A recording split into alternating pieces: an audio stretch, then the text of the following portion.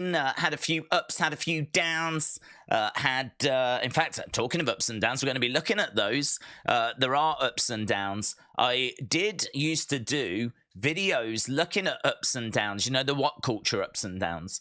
But I don't do them anymore, unfortunately, because they weren't greatly received. They take a little bit of time to do, but I thought it might be fun to have a look at them during the stream so we can look at the ups and the downs from Fastlane. I've got them all queued up. I have actually done some preparation work, so we can do that. We can also talk about the news coming through about Bray, which I think is really interesting. Just did obviously a little video on that, which I genuinely think looks really interesting, and from a very good source as well.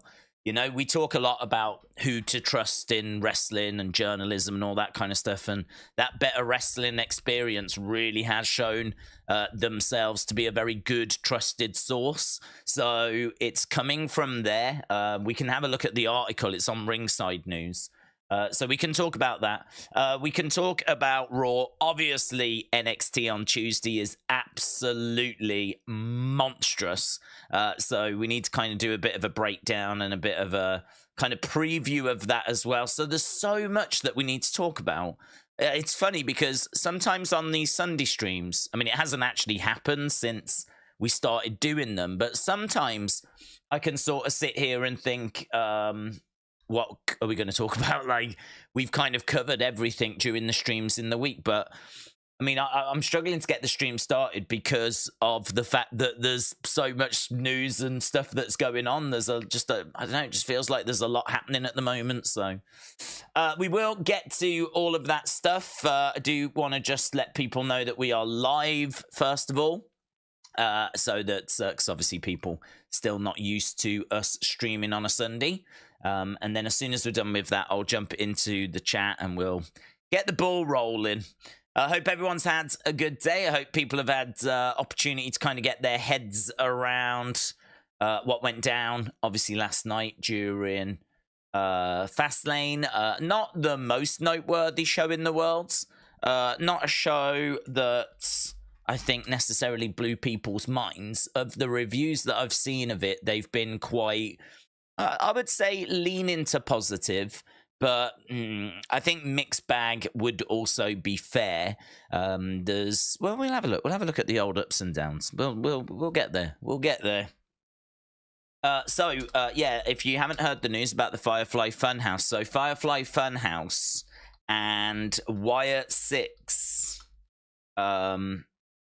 return is just a matter of time, apparently. Matter of time until we get these things coming back.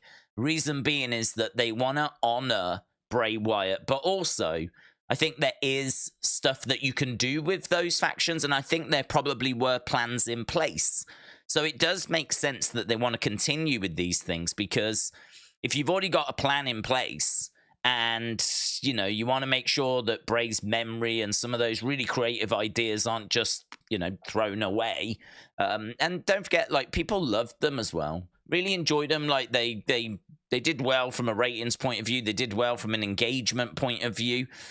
I don't know. It's a tricky one, because I could understand people going, oh, they're just trying to make money out of Bray. Now he's gone. And a bit like, you know, when Bray left and they carried on with Alexa, and Alexa was doing like a split personality. She's basically like the female Fiend.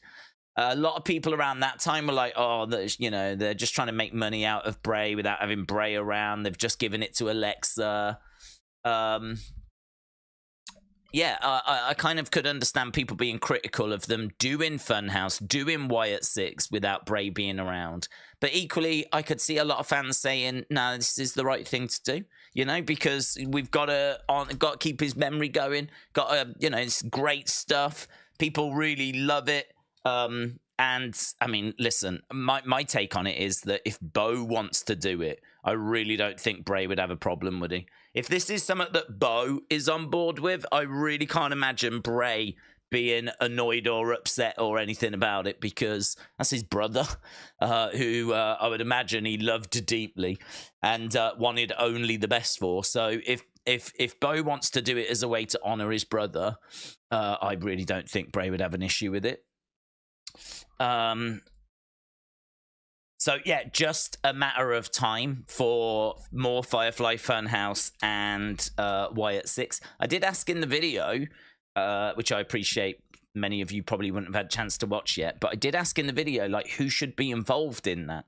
And I sort of feel like that could be a whole conversation that we could get into. We could really start talking about who should be involved in a new Wyatt 6, who should be involved in a Firefly Funhouse.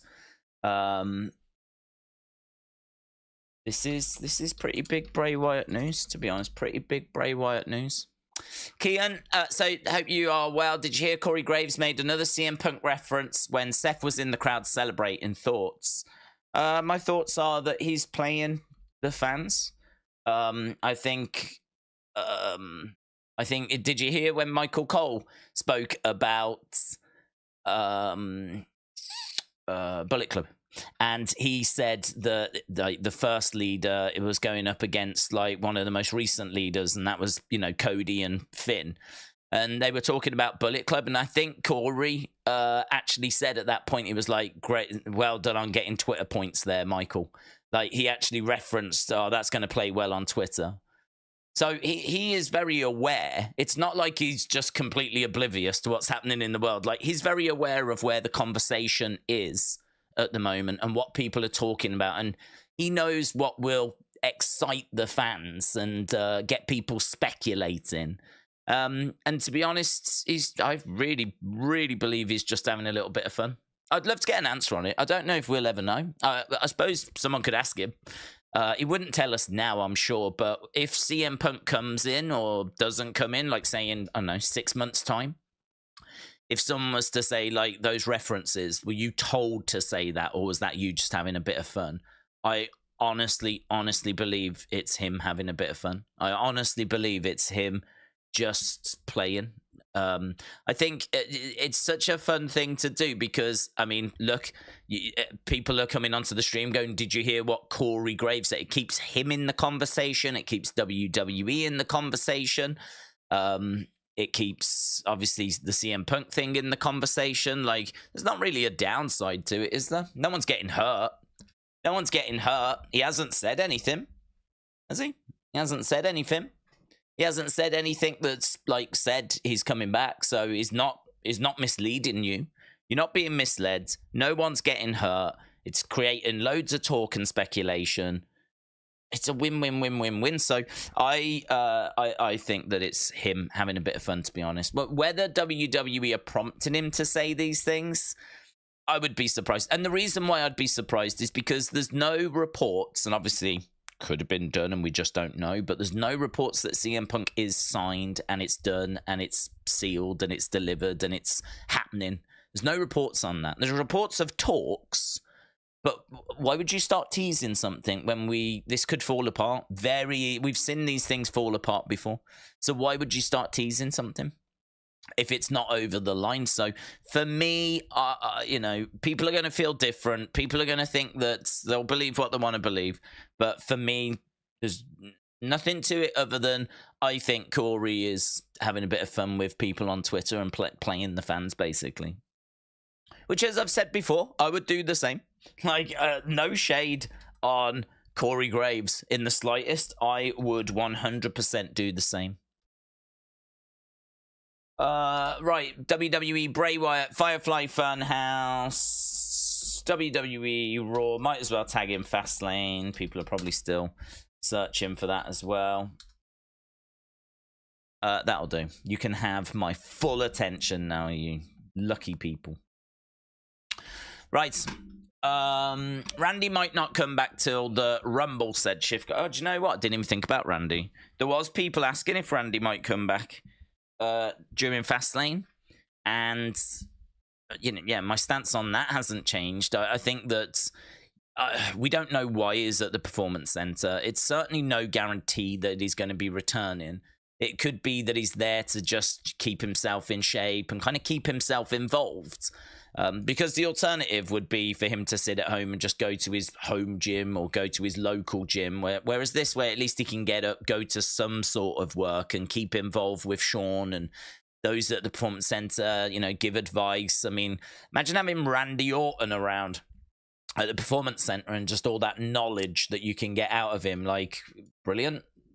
So, yeah, I think that he is definitely going to want to return, and the fans want him to return, and there's every chance that he's working towards that return. But I don't know. It's, you know, one picture of him going into a Performance Center. It's hard to kind of say that is 100% nailed, that he's coming back, and it's, you know, there's a bit of a jump that you have to take to say that he's definitely coming back. I mean, you just look at the facts. It was last May. It's been, I mean, how long do you remember, or how often do you remember an injury keeping someone out for like 16, 17 months? I mean, if you break a leg or something, it's like 12 months. So like 16, 17 months, and there's still no sign of a return. It's not like he's back. I mean, you're right. It could be the Rumble. So, you know, that would be like, God, how long would that be? Like 19 months or something? Like, it would be pretty crazy, man, to be out the ring that long at his age. Just shows, doesn't it, like how serious this is. It's super serious. Like, and there's plenty of reports that doctors have said to him, like, nah, you're done. And I could believe that. I really could. I could believe that, because just looking at how long he's been out for, you know, this is clearly a serious situation, and clearly a lot going on here. Maybe more than you know, we all know. Even Big E has been out for a Big E was, I think he was like March of 2020. I think Big E was out from like February, March, and then Randy was out from about May, and there's still no news on either of those two. So at least we are seeing Big E at like charity events, though, so he's out and about, and there is the picture of Randy going into the Performance Center, but other than that, no words. If he comes back at the Rumble, absolutely brilliant, absolutely fantastic. If it's before that, absolutely brilliant, absolutely fantastic. But at the moment, it's just going to have to be a case of wait and see, unfortunately. There's not that I've seen, not much news out there regarding either of those, unfortunately. Right, so we are up and running with that. Let me see if I can find, what do I want to try and find? I've got like so many tabs that are open. Yeah, let me that's what I wanted to find. I wanted to find this Bray Wyatt thing, so I want to wrap this up, and then we can look to, oh god, I keep forgetting about that little one. I keep forgetting about that little window that's over at the side. Let's pop this on here. Right. So, WWE making plans to honor Bray Wyatt with new Firefly Funhouse angles. So, you know, it's Sod's Law, isn't it? I honestly, I promise you, I was sat here for 2 hours getting stuff ready for this stream, because I love these Sunday streams. And so I've got like all the What Culture articles that are all like queued up, ready for us to talk about. Like, I got all them lined up. The ups and the downs from Fastlane. So I sat in, I've got all my notes as well. I've got all my bits and bobs that I've got like jotted down of stuff to talk about. And of course, 5 minutes before the stream starts, this flipping thing drops, doesn't it? Of course it does. So this is why we were a little bit delayed. But I think you'll agree that it was worth the delay, because it's a really interesting story. It's on Ringside. And the thing with Ringside is, I don't know if they've got sources.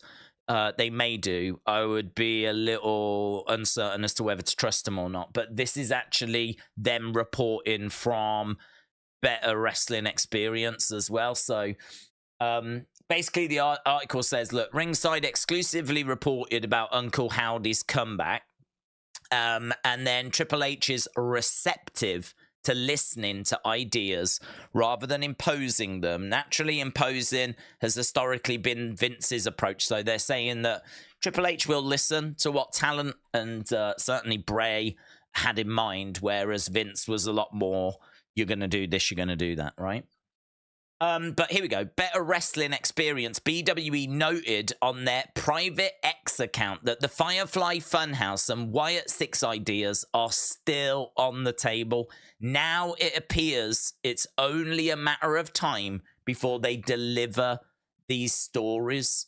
The idea of the Funhouse and Wyatt 6 still on the table. All parties agreed to move on with it and deliver what's best to honor the name of Bray. It's a matter of timing now.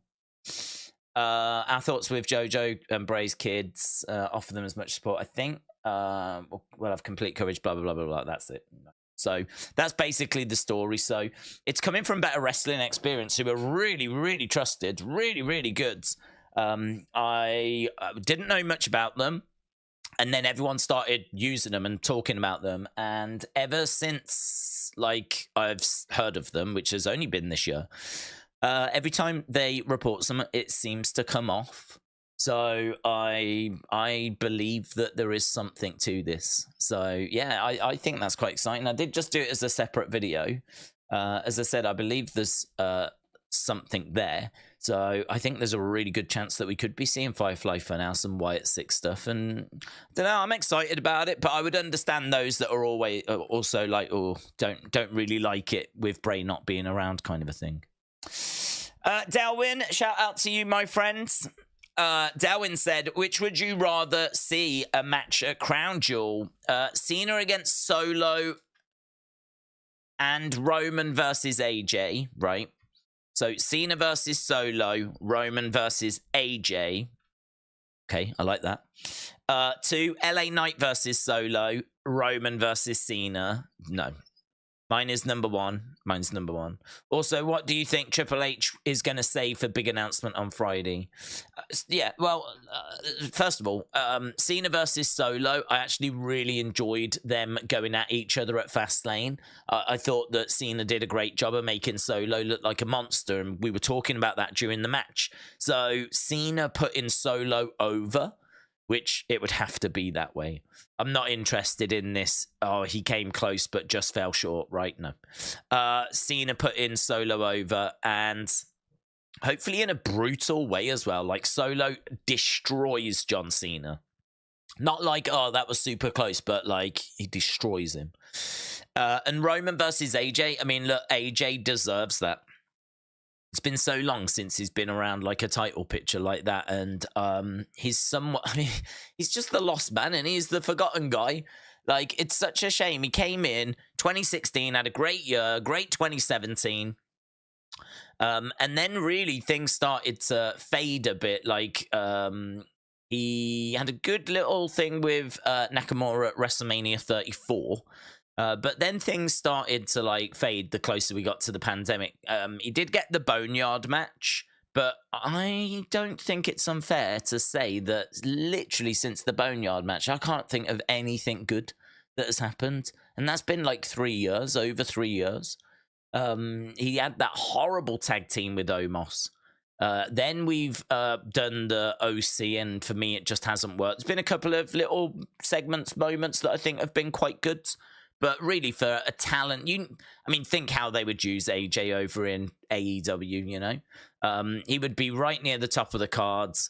You know, he'd be feuding with the likes of MJF, and, you know, I mean, he could be the face of Collision if he went over to AEW, having matches with Kenny Omega and Bryan Danielson and all that kind of stuff. So the fact that we're just not doing more with him, I think, is really frustrating. And I don't know if it's because of his age.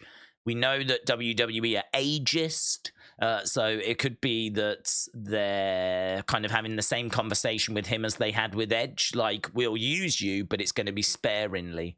So I would like to see him against Roman. I'd just like to see that match, one-on-one. I feel like we may have, I'm sure we have seen it. Like, have we seen it during this run? I feel like we did. I'm sure I said that I thought we had, and then someone said we hadn't on a previous stream. So I'll be honest, I can't remember. But if someone was to ask me and say, have we seen this during this title reign, I'd be like, yes, I think, yes. I feel like we have, but I'm sure someone said we hadn't. So either way, I can't remember it. Even if we have, I would definitely do it again. So I'm down for Roman AJ. And as I said, Cena Solo I love. LA Knight against Solo doesn't grab me as much. And I'll tell you why. I think it's because both need the win. Like, Solo in Roman's absence is being built as like the killer, the enforcer. And LA Knight is clearly just being built, so you're probably going to have a screwy finish there, aren't you? I'm not looking at LA Knight versus Solo and seeing a clean finish. If it's going to be a clean finish and it's going to be a great match, clean finish, then I could get with it. But I wouldn't be going in with much confidence that's what we'd be getting. I feel like both need the win. And then the other problem is Roman versus Cena. Like, Cena ain't winning that. Cena is back off to Hollywood. He said as such recently at the press conference. So, yeah, that match doesn't do it for me. LA Knight Solo, I think both need the win. So I much prefer Cena Solo and Roman versus AJ. Or I would take Roman versus LA Knight. I know a lot of people don't want that match yet because they're saying that he's not ready. If he goes for it now, he won't win. I don't think he wins if he goes for it at WrestleMania, right? LA Knight, as I said yesterday on yesterday's stream, he's got to work his way. Like, the journey is the money. And actually, I don't think anyone understands that better than Triple H, because Triple H built up Sammy, got him to go after the title with Roman, and then had him lose. Then he had Cody, who went after the title and had him lose. Then he built up Shinsuke, had him go after Seth twice, had him lose, right? Like, eventually, hopefully, maybe not for all of these, but some of these are going to go on to get a world title. And because they've stumbled and fallen, and it hasn't come easily, and it's taken hard work, and it is a mountain that has to be climbed. When they finally climb it and get to the top of it, it's going to be that more satisfying. And as I said, I don't think anyone understands that better than Triple H, because his booking seems to show that. So for LA Knight to now all of a sudden get an opportunity against like Roman and win the title, it just wouldn't be in line with what we're seeing. And it wouldn't be, I just think it'd be too much too soon. Whether it comes at Crown Jewel, Survivor Series, Royal Rumble, WrestleMania, I think it's too soon for him to be winning a world title. But it's not too soon for him to be in a main event, right? It's not too soon for him to be having that experience and be like going back and forth with Roman. Like, think of what he could get from that. Think of like how bright that spotlight would be, him being in the ring with the tribal chief and going back and forth on the microphone and being in those big segments. Like, you are presenting him as a big star there. You are saying this is a guy that you need to be like watching, and clearly people are aware, but it's always casuals. It's always casuals that dip in and out that need to be told. So I really don't mind LA Knight against Roman at Crown Jewel, but I agree, he ain't winning. But he ain't winning in my mind for the foreseeable future anyway, until he gets a mid-card title and works his way up that mountain that Sammy's having to work up and Cody's having to work up and Nakamura's having to work up. Like, LA's going to have to do the same. So I don't mind it being Roman Cena.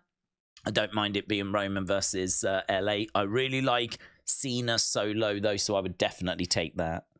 And what do you think Triple H will say for his big announcement? Do you know what?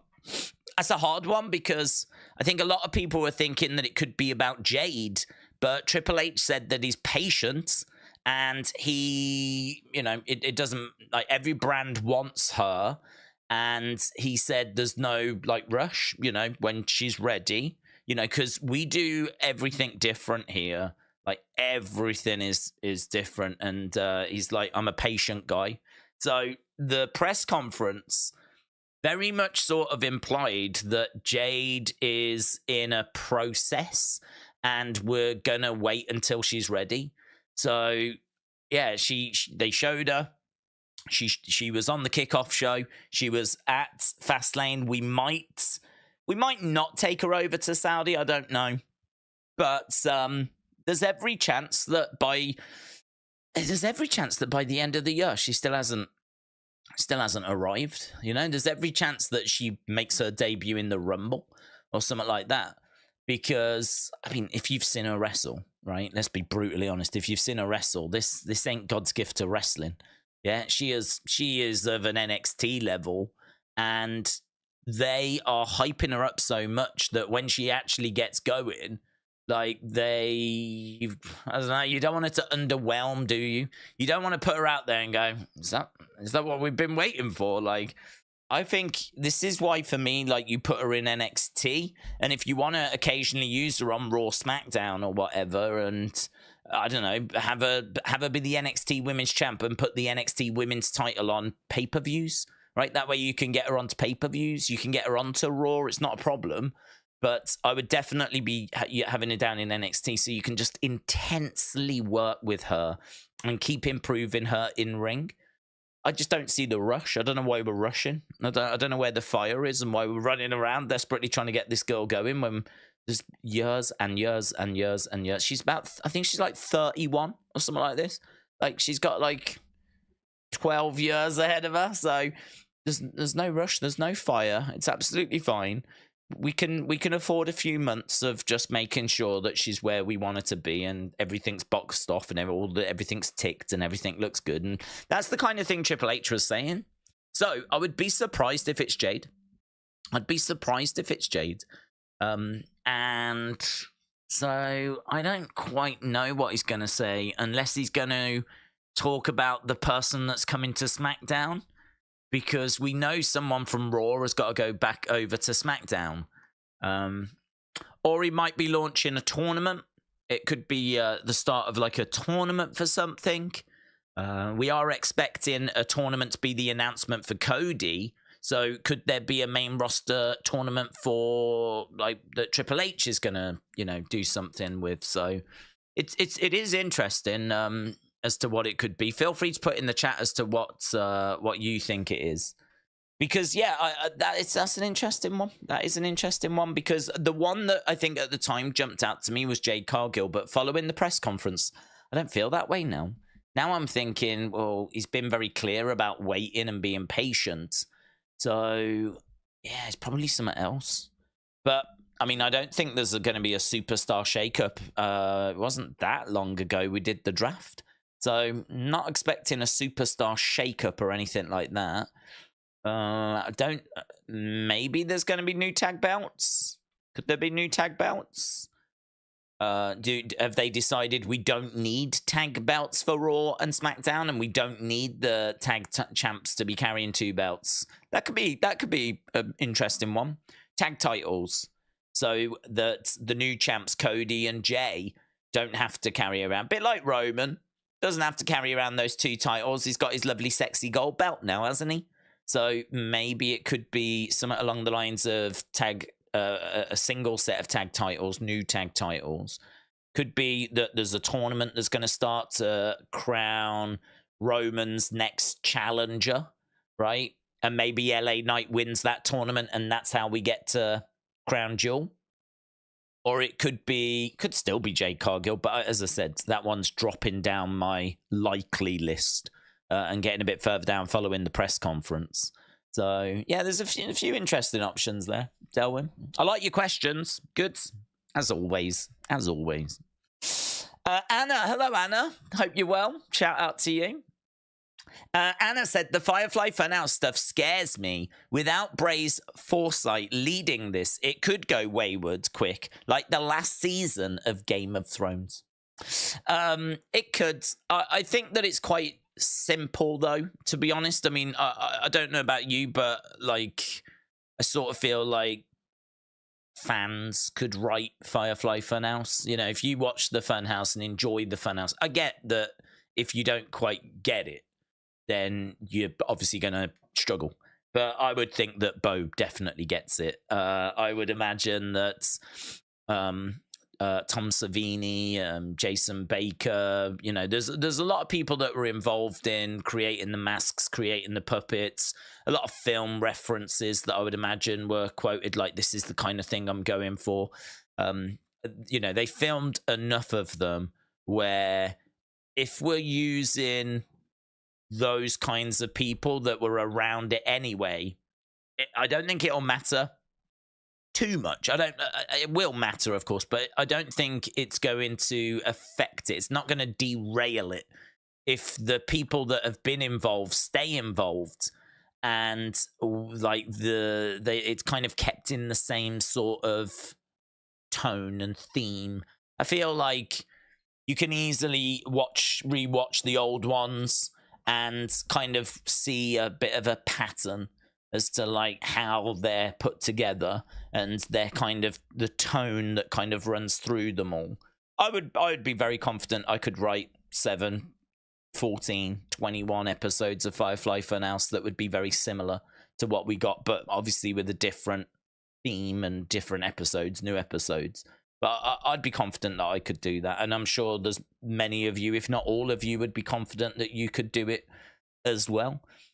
I suppose where the problem comes from is if you was someone that, I don't know, for whatever reason, didn't see them or didn't quite get them, and then you are tasked with writing them, that would then be a problem. But I think if you was someone that was aware of them and was a fan of them, you know, that kind of Mr. Rogers with a dark, subtle edge to it, you know, Easter eggs, hidden messages, all that kind of stuff. I would imagine that would be a dream job for a lot of Bray fans to write their own episodes of Firefly Funhouse. So I don't disagree with you. I do agree that if you are someone that maybe didn't enjoy them or see them, or you saw them but you didn't quite get them, it sounds silly, like how can you not get them? But I remember that first episode, right? I remember that first episode. There was plenty of people that weren't getting it.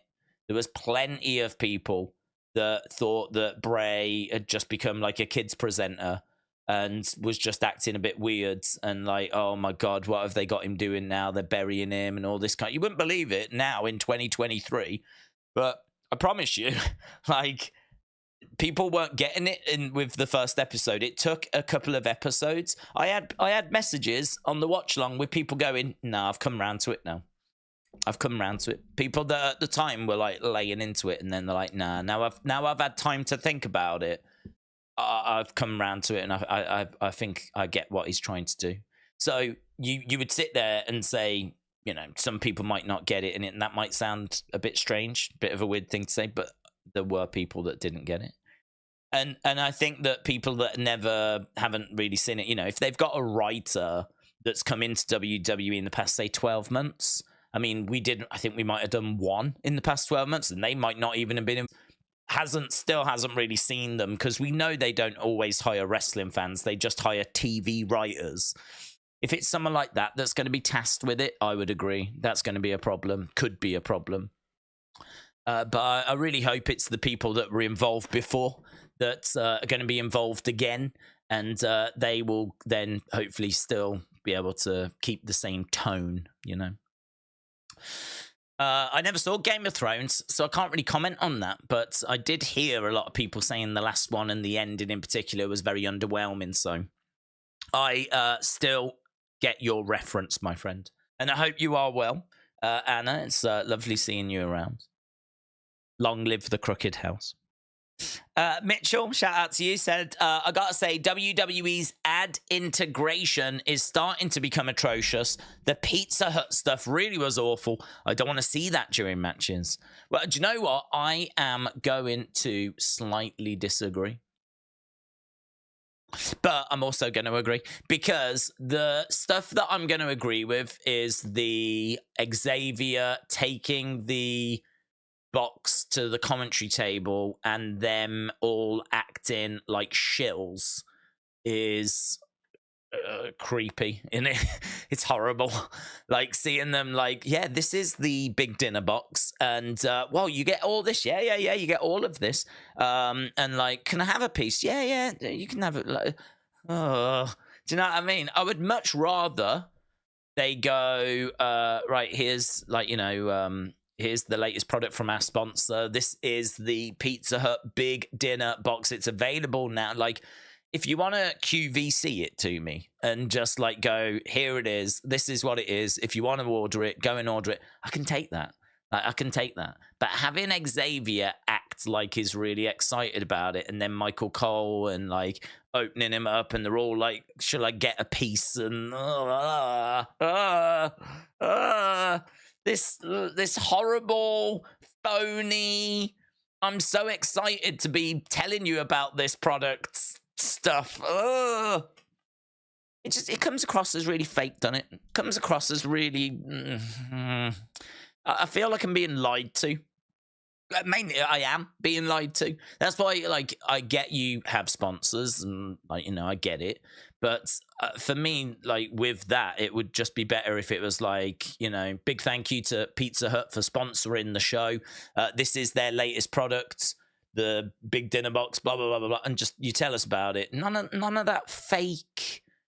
Wow, I'm so excited. Like, are you going to order one tonight? I'm going to order one tonight. Are you ordering one tonight? So I agree with that.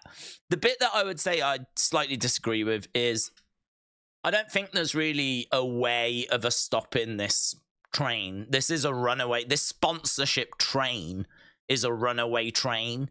And it's been coming. Do you remember, we keep going back to it, but Austin Theory, when he came out and he had Beyblade's advert on his Titantron as he was heading to the ring.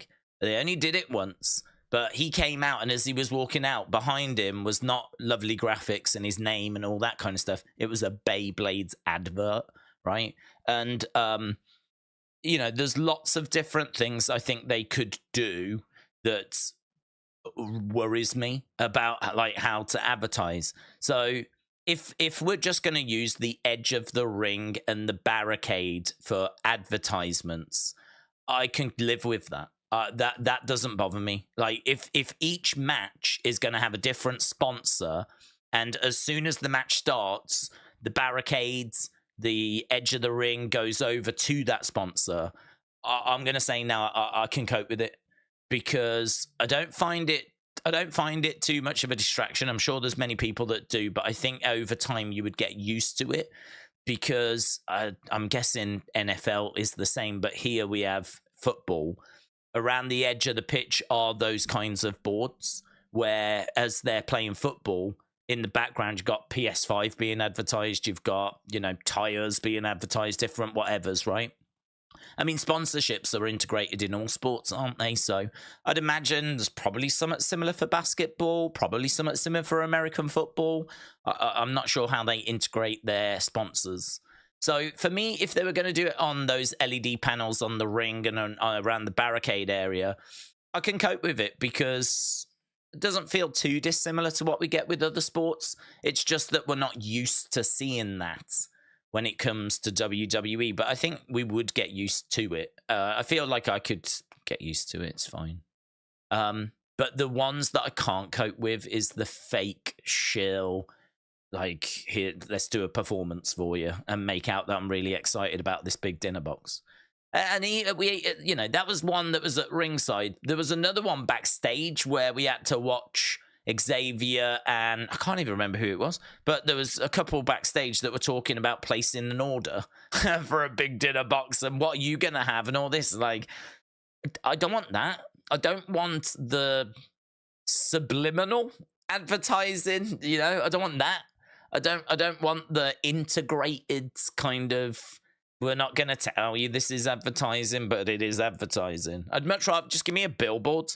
Just give me a flipping LED screen that's got the Pizza Hut logo on it, But the concern is that this could get worse. I mean, don't forget, the Pitch Black match was sponsored by Mountain Dew Pitch Black, hence why it was the Pitch Black match. That had a logo in the middle of the ring, and we haven't gone down those roads. That's something Vince doesn't like. He likes a nice, clean ring, which is crazy if you think about it, because if you think about boxing and you think about UFC, the canvas in those sports covered in sponsors. Covered. Could you imagine a WWE ring with a massive Prime bottle slapped in the middle of it, and then, I don't know, John's sandwiches around the edge, and toilet paper and sort of like all this kind of stuff, Blue Chew, sponsors all around the ring as you're trying to watch wrestling. Like, we criticize Vince for a lot of stuff and always putting money first, but that is one thing he never did. And the opportunity has been there for him many, many times to like have sponsors on the ring canvas. So I am worried about that. I'm worried about when wrestlers are doing their entrances, us having adverts. I'm worried about even more of that fake sponsorship integration where we're just being lied to. I'm worried about that. Like, all of that stuff is where, for me, we could end up with it all. You know, we could fast forward 5 years. Who knows? We could have LED boards that have got sponsors on. We could have the edge of the ring. We could have a load of that fake stuff. We could have the ring covered in adverts. We could have flipping dancing mascots in the background as two guys are trying to smash into each other.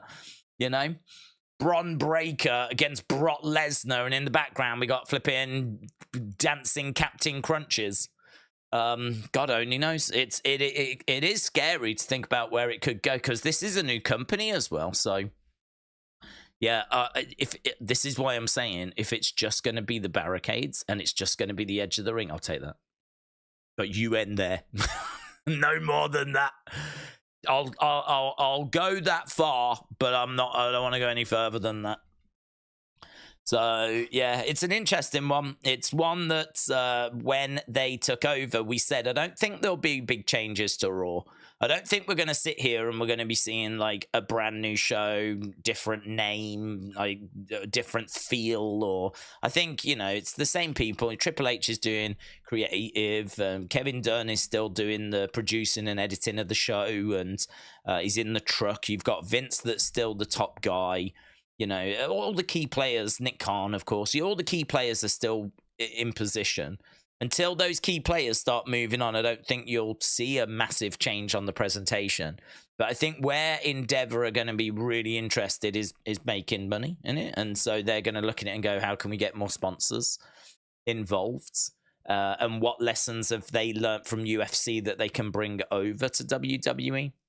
It's funny because when you talk about UFC and WWE being under the same umbrella now, immediately most people go, does that mean UFC fighters are going to come into WWE? And does that mean that WWE fighters are going to go into UFC? My answer to that would be probably not, right?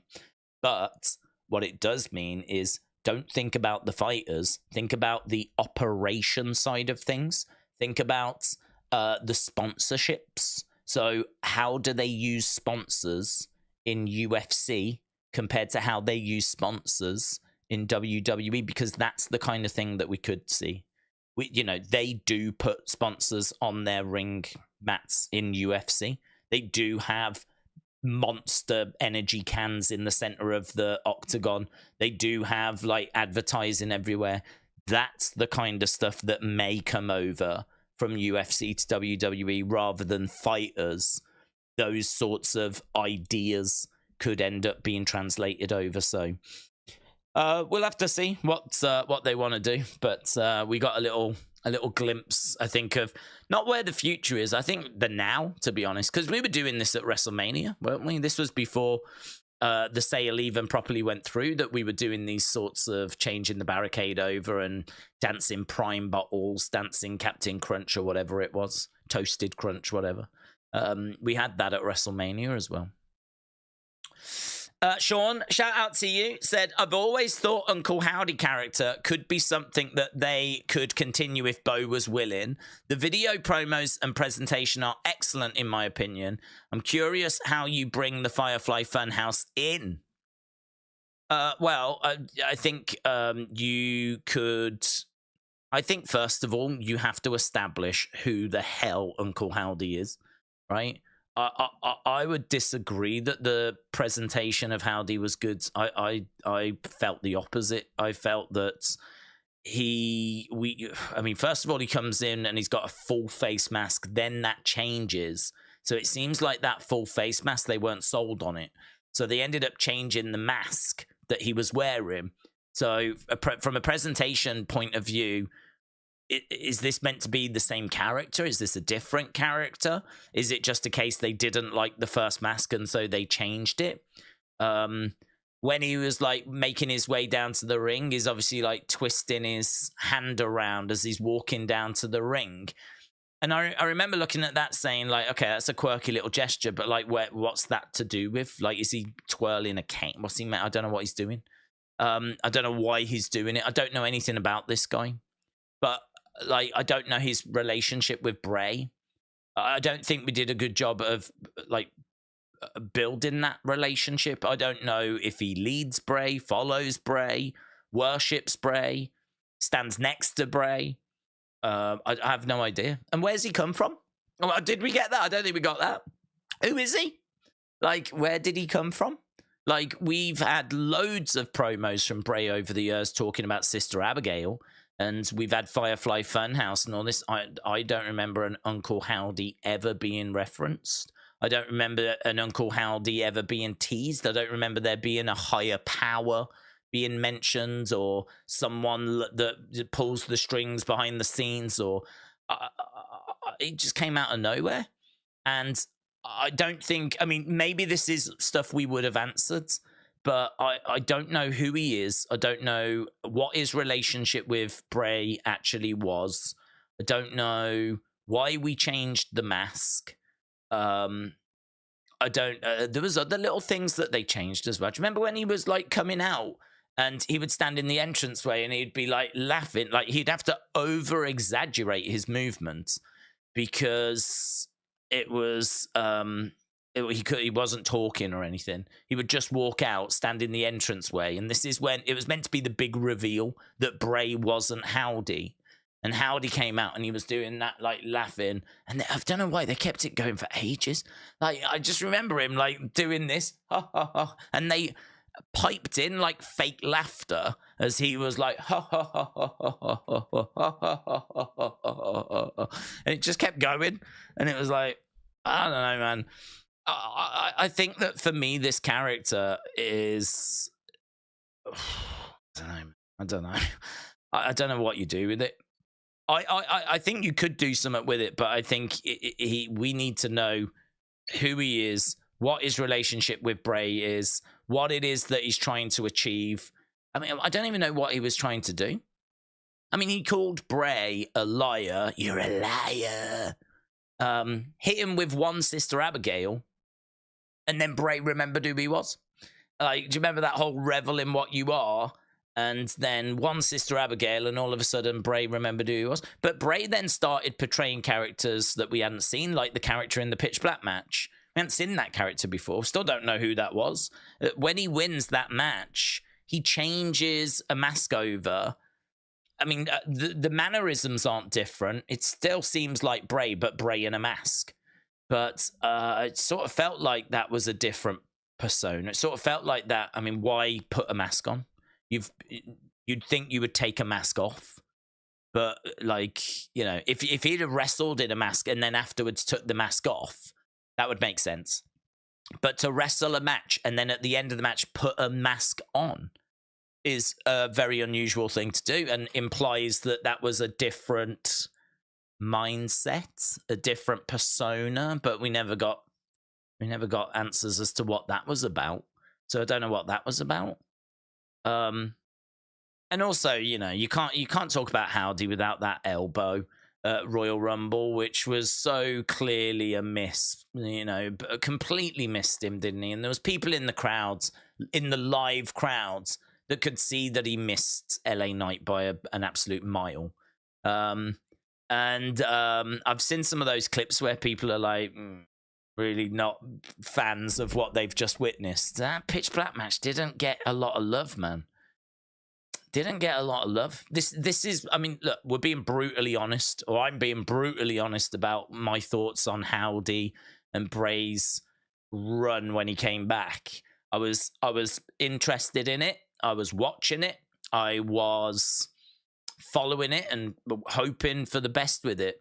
But And it could just be that because Bray passed away, we didn't get to the answers that I needed. But we did spend a long time doing nothing but telling this story. He came back in, like, was it October? And his first match is the Royal Rumble. So there's 4 months there of October, November, December, and January. 4 months of being able to, and many segments, to be able to tell the story that you want to tell. And I just felt that we weren't moving quick enough. We weren't answering seriously key questions like, who is this guy? That's a pretty key question, isn't it? Who are you?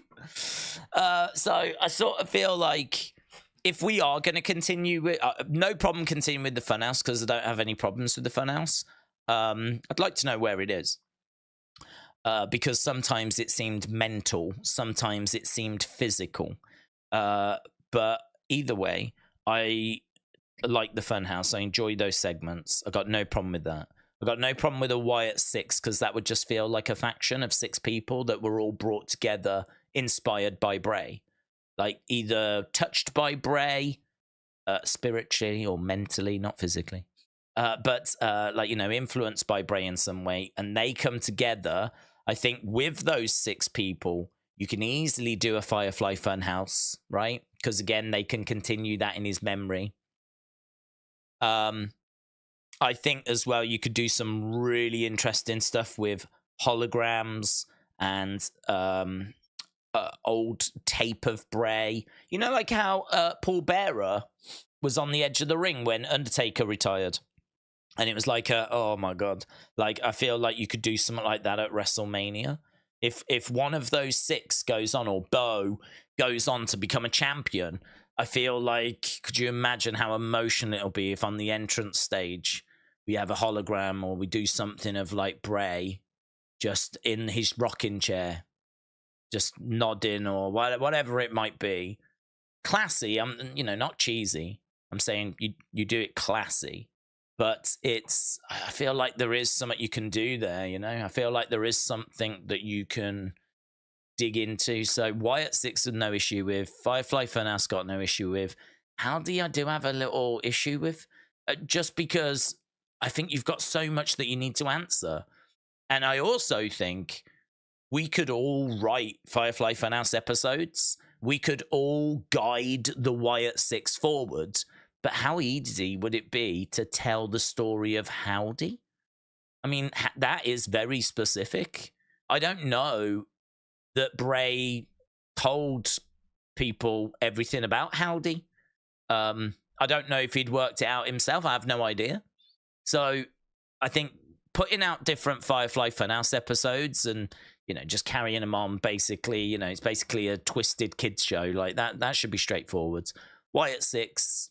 they come together, inspired by Bray. They tell their own story, right? So I'm not worried about that. But Howdy is the hardest part. That's the hardest part because it's a very specific character. And I don't know how it fits into Bray's universe. Only Bray knows that. And I just don't know, man. I don't know. That's a hard one to tell. That's a hard one to tell. Because you're going to have to, I think you're going to have to make some serious assumptions,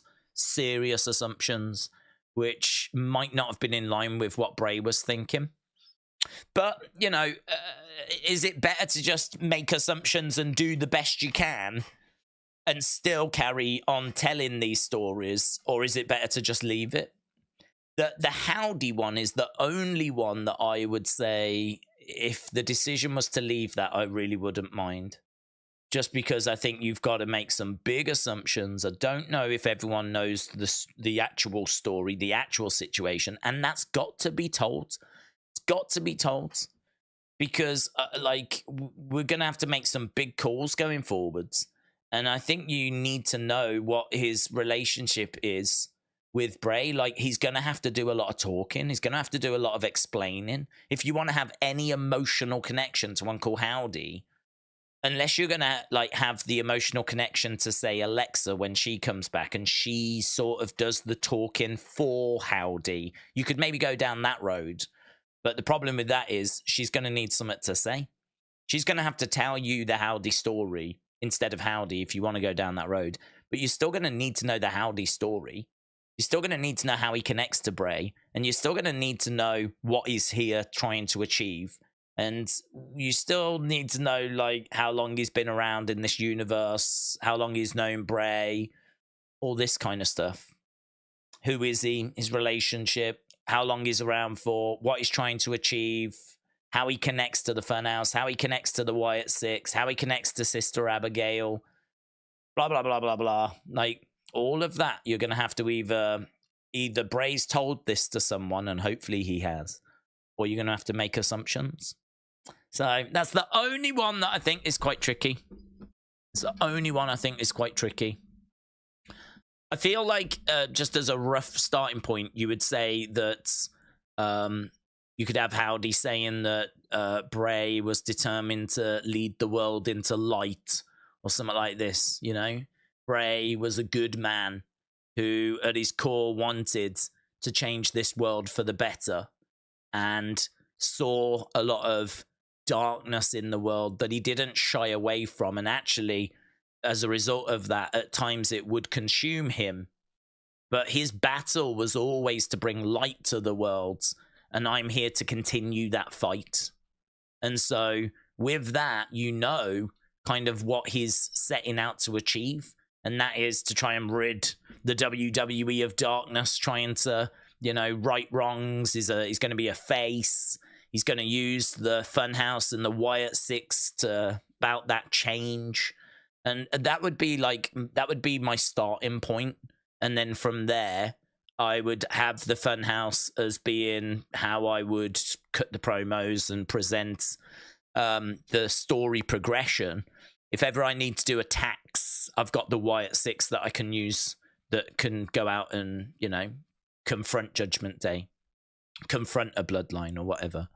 And maybe the end goal is that, you know, the biggest symbol of power is Roman's belt, and we try and build towards getting that, whether Howdy's the one that does it, or I don't know, it depends who's in the Wyatt Six. There could be a real tasty challenger to Roman within the Wyatt Six that goes after that championship, with, you know, Howdy being in a more managerial role rather than being in like an active wrestler role. It's like the Wyatt Six do the fighting, and Howdy is the wise man that's trying to bring about that change that Bray was starting. So, as I said, you know, you're going to have some sort of structure and then take it from there. But it's a great conversation. It's a great conversation. I think people are going to feel very differently about it as well, as to what the right way forward is, what we should do, what we shouldn't do, and, you know, all that kind of stuff. It's, you know, that's what I would do. Let's put it that way. If someone had other ideas, I could definitely get with other thoughts. But yeah, as a starting point, that's what I would have a look at. Big Time said, I wouldn't resurrect anything with Bray related stuff unless they can tie it in with Bo, which I think would be okay. You don't want to turn people off. Making profit off a person that's just died is a bad look. Well, I would say it's a bad look to some. I think if you're a Bray fan, then having his real life brother Bo wanting to continue his stories and do it in his honor, I don't think that's a bad look. And I think you would have that message kind of delivered by Howdy, or, you know, that would be built into this kind of restart, you know. Having like the puppets missing Bray, asking where Bray is, or talking about him being in a better place, or whatever it might be, and having Bo obviously heavily involved. I don't think that everyone would take that badly. Maybe some would, if they don't know that Bo is Bray's real life brother, and they don't know that this is a way of trying to keep his legacy around. I mean, to be honest, if I was Bray, I would be pleased that my work was being continued. I obviously would want it to be continued the right way. But I think if you're Bray, you don't really want your work to just fade into the past and kind of, you know, get lost to time. As the years go by and other superstars come in and other stories come in, you know, the Firefly Funhouse, it'll always be there, but it'll just start to drift away, won't it? It'll just be a thing that happens, just like all the other things that have happened in wrestling. That, you know, what stuff from the 70s do people go back to? How much stuff do people go on the network and watch, like, of the 70s? And dare I say, even before WrestleMania, 80, 81, 82, 83. Like, you know, do people go back to those periods and watch stuff that happened at that time? Because if the Firefly Funhouse was from that period, would people even know about it? Like, you know, because as time goes by, these things start to lose their, not importance, but they don't get spoke about as much because new stuff comes along. So I sort of feel, I get what people are saying. I do understand that for many people it could be seen as a disrespect thing. I don't view it that way because I know that I would want my work to continue. I would want my work, certainly if it wasn't completed, you know, and this was far from completed. And my brother a bit involved as well. I mean, you know, this is Bo's livelihood as well, isn't it? I kind of feel like, I don't mind it. It's one of those for me. I kind of feel like I'm not campaigning for this stuff to continue. So I'm not going to be at the front of the queue starting up petitions like this is the greatest thing I've ever heard. Let's, let's do it. I'm not doing that because I think you could leave it. You could leave it and just leave it as what it is. That was the man's work. The man's gone now. That's his work. You can make of it whatever you want. And, just keep, make t-shirts and use clips in the best moments of Raw history. Make sure you use Firefly Funhouse in there and whatever, but actually leave it where it is. I'd be fine with that. But equally, I'm all right with them continuing it because I do think that the tribute aspect, carrying on his work, keeping his work alive longer, and for people like Alexa and Bo and people like that to maybe Braun Strowman, for people like that to be able to continue to pay respects and homage to him and keep his work alive, I don't have a problem with that either personally. So either way for me. Renee said Fastlane was amazing. You can't expect them to bring out everyone you want and put everything in one box just to appease you. You had solid, great matches with storytelling, and that is all you need, says Renee. William, shout out to you. I was folded under a passenger seat in a 1973 Freightliner conventional. Dad ripped the seat out and a news guy was trying to get pics. Dad punched him off the bridge into a spring river. Okay, I don't understand any of that, but it was a really enjoyable short story. So, William, shout out to you. Trini said, I've seen the lights during my last surgery. Is this on? Hello? Is this working? I've seen the lights during my last surgery. I watched my body below me and I told the surgeon what I saw when I woke up. I thought it was a dream till he said what I described was what happened. I love these Sunday wrestling streams where we come together, we share our thoughts, talk about Bray, talk about Firefly Funhouse, talk about, should we continue it, shouldn't we continue it? We debate that, throw a few thoughts around, a few theories and everything, talk about surgery, talk about hiding under a car seat. There's lots of different things that go on these streams. And one of the things that goes on in these streams is this. I was going to briefly touch on this. This is the ups and downs. I'm not going to spend too long on it, right? This is the ups and downs from Fastlane. So there are 3 downs, 5 ups, and I thought we could just very quickly go through them because I did used to do this as a separate video, but I'm not that man anymore. So the 3 downs. So a couple of missed opportunities. I'm going to agree with this. They're saying that to use the missed twice and for that to not actually result in any sort of finish to a match is a little bit strange.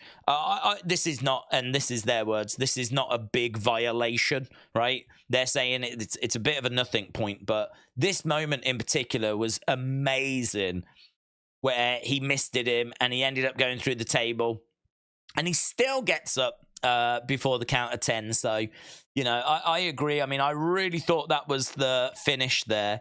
It's probably me just being a bit sour that Shinsuke didn't win. So it's probably nothing more than that. But yeah, I agree. Doing it twice on the same show is a bit overkill. And also doing it twice and it not being the finish to a match both times is I can get why it's been mentioned. Then we've got this Team Lashley falters again. I don't mind this, to be honest. This is one I'm not totally agreeing with because there are rumors of a new member coming in for Team Lashley. So if on Friday Lashley is talking to the Street Profits saying, look, we had them beat. We clearly are. There's a piece that's missing. We need to bring someone else in. And this is going to lead to them changing their entrance music. So they got rid of the cups, but I think they still need to change their ring gear because I don't like what they're wearing. I think they still need to change the entrance music and their theme. They still need to get a team name, right? Because they ain't got a team name. And there's also rumors of a new member. So I can cope with a loss for Team Lashley because I still don't think they're totally on the same page and that this is the finished group. If they are going to be the Hurt Profits, let's call them the Hurt Profits and let's give them a Titantron and let's give them the fourth member if the fourth member's coming in. So I can cope with the loss. When in doubt, push Charlotte harder. Do you know what? I don't get this because they're saying that she looked really strong during this match and that it was a case that she was looking like unbeatable and all this kind of stuff. But she got beat. Like, she didn't win the match. Like, I could understand that argument of when in doubt, push Charlotte if she was the new champ. If she had won that title at Fastlane, and What Culture wanted to have a pop at her for it. Like, I can't believe we've gone back to Charlotte. Why do we always push Charlotte, right? But the idea that we're now going to have a down for Fastlane because Charlotte looked too good in the match. Like, what? What are you on about? She lost. She didn't leave with the belt. She lost. What she meant to do? Go out there and be a jobber? Like, I don't understand. I don't get this one. I don't get it. I really don't get it. When in doubt, push Charlotte harder. She lost. She didn't win.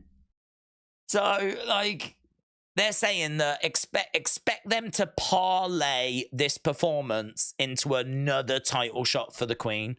Well, let's wait first. Maybe it'll go there. Maybe it won't go there.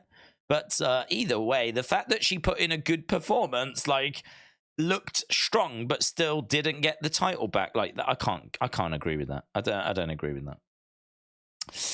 Right, at least it's over. They're giving this a up because they're pleased that Seth and Shinsuke is done.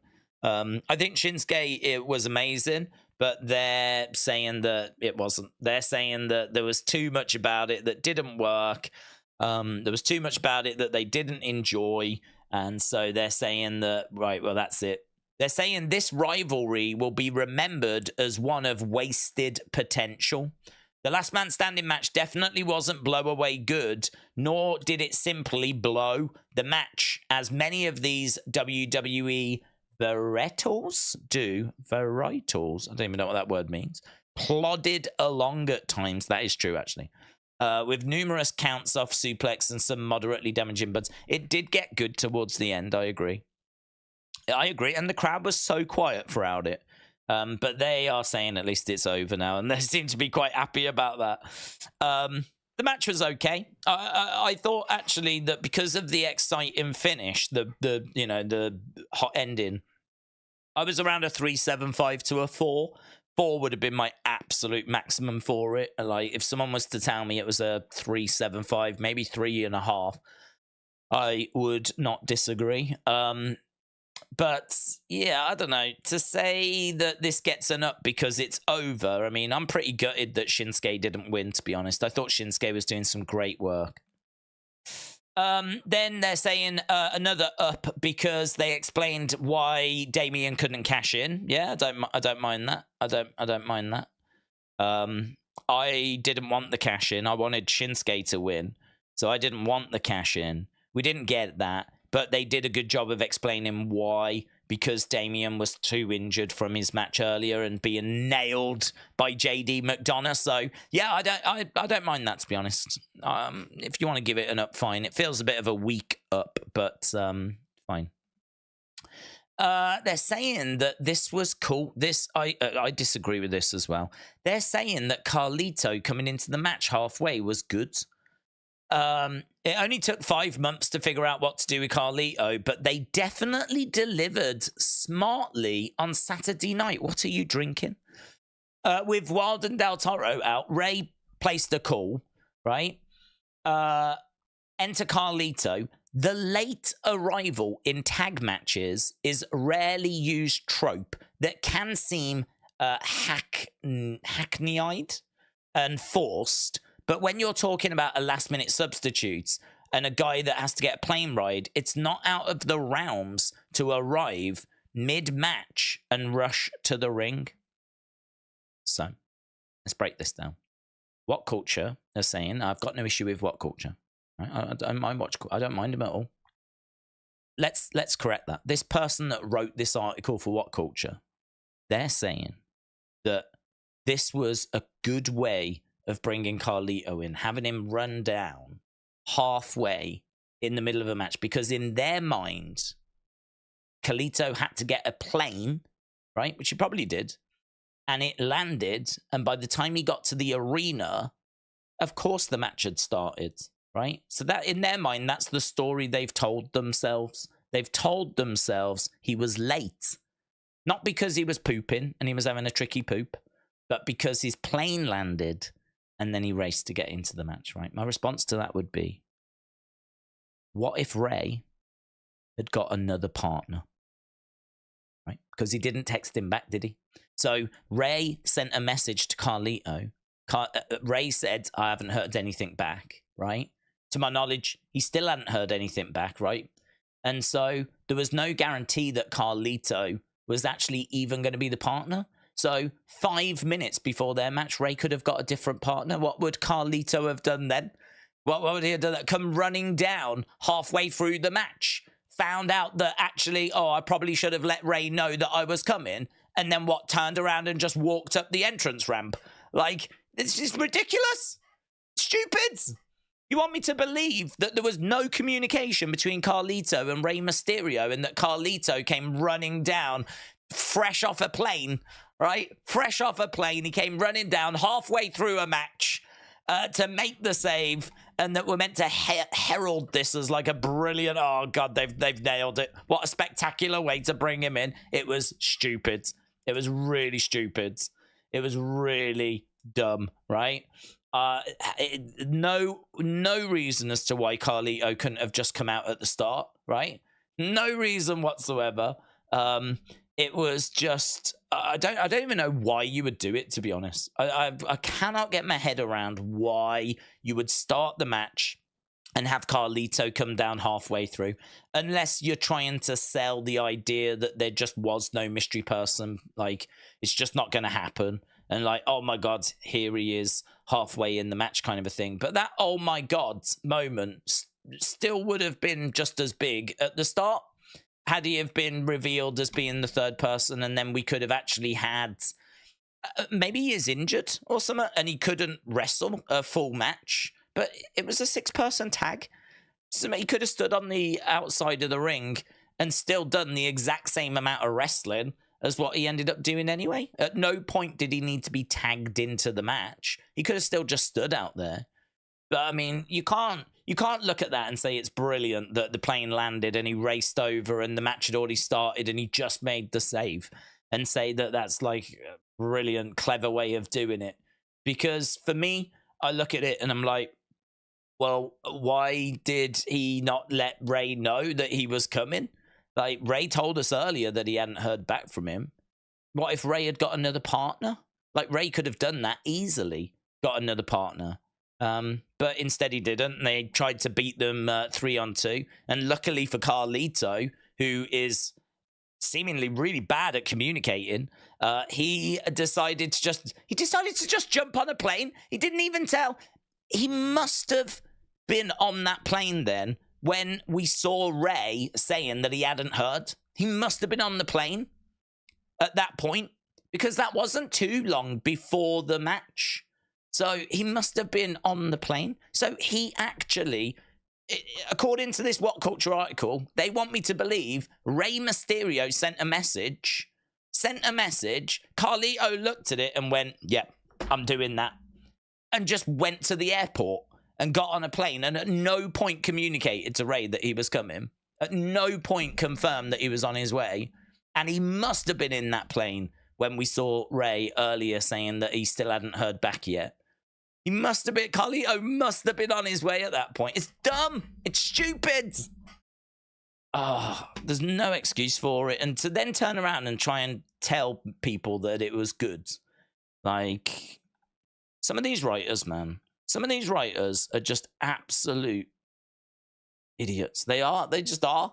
They're just people that, you know, these companies go out and they just go and pick up anyone that's got even a passing interest in wrestling, but just, you know, some of these people aren't like, do you know what I mean? Like 50 years old, been watching wrestling for like 30 odd years or whatever. Some of these people are just people off podcasts that are giving it a go, that have got full-time jobs or whatever. I don't know, man. Some of this stuff I read, pull my hair out.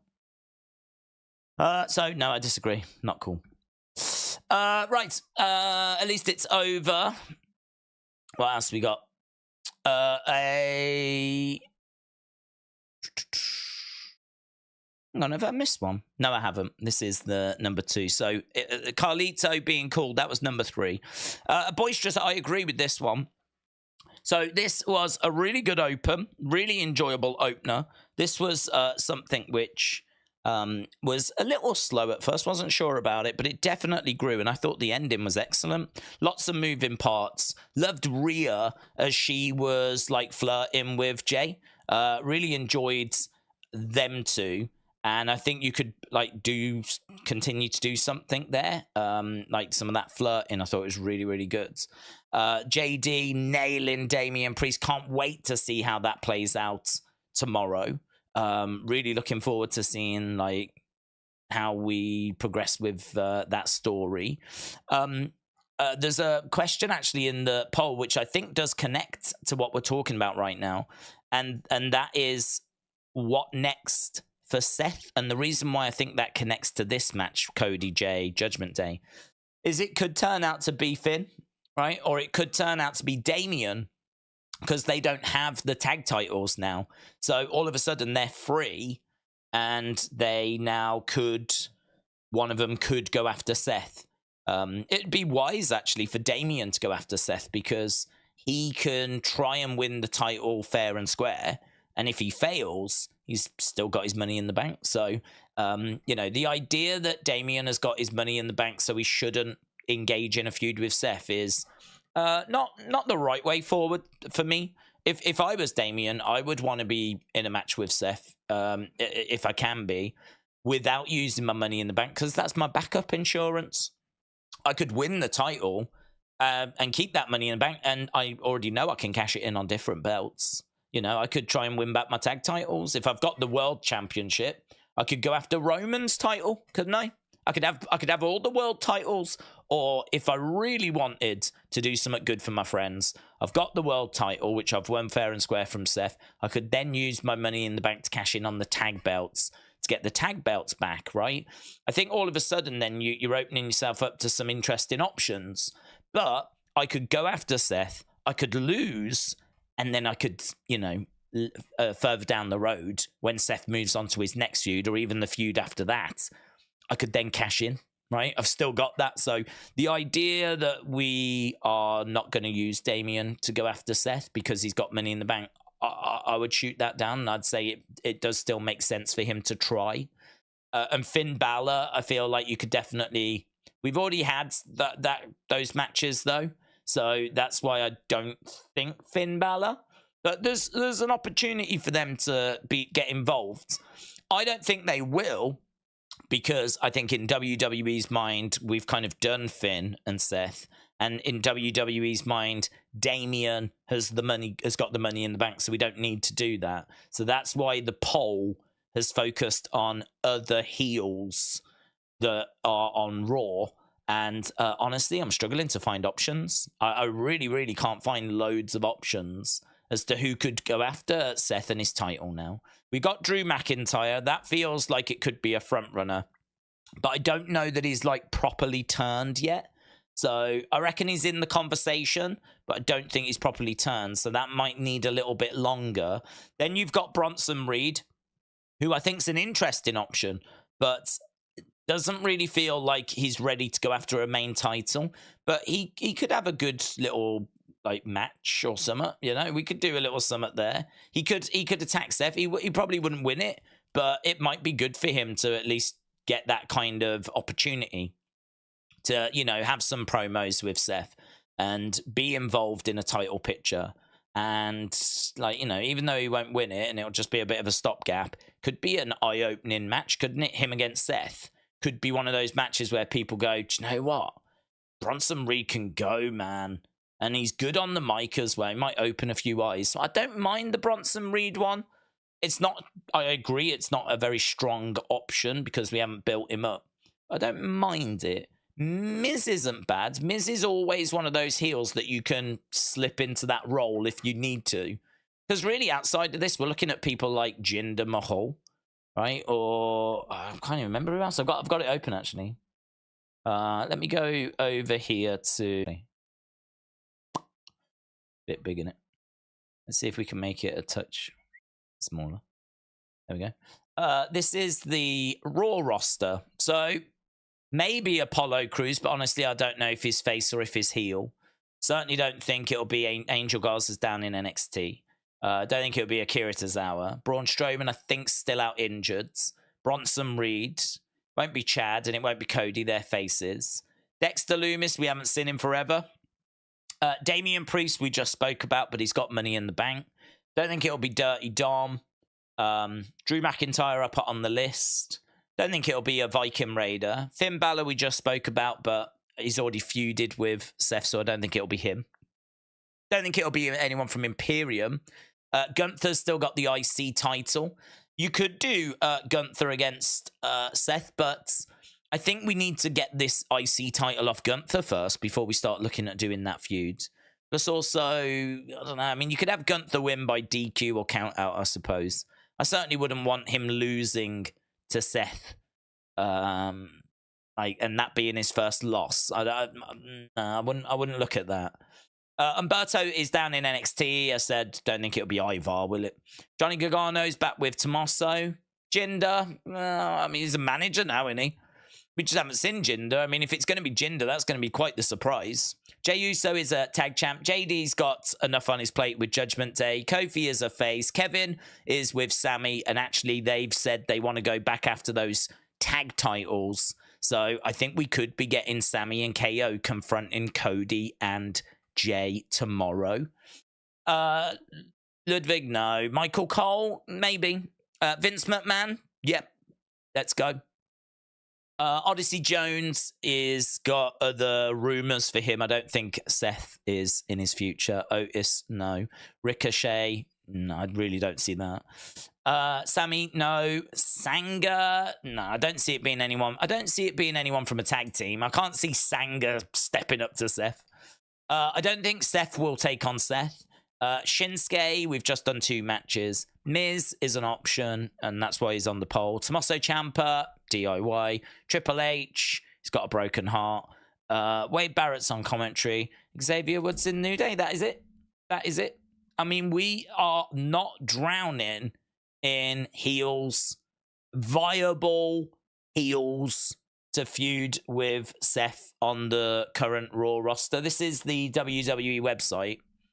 So I don't know if people are like, oh, well, such and such is on Raw. Well, this is the Raw roster on the WWE website right now. So yeah, not loads of options, unfortunately. Not loads of options.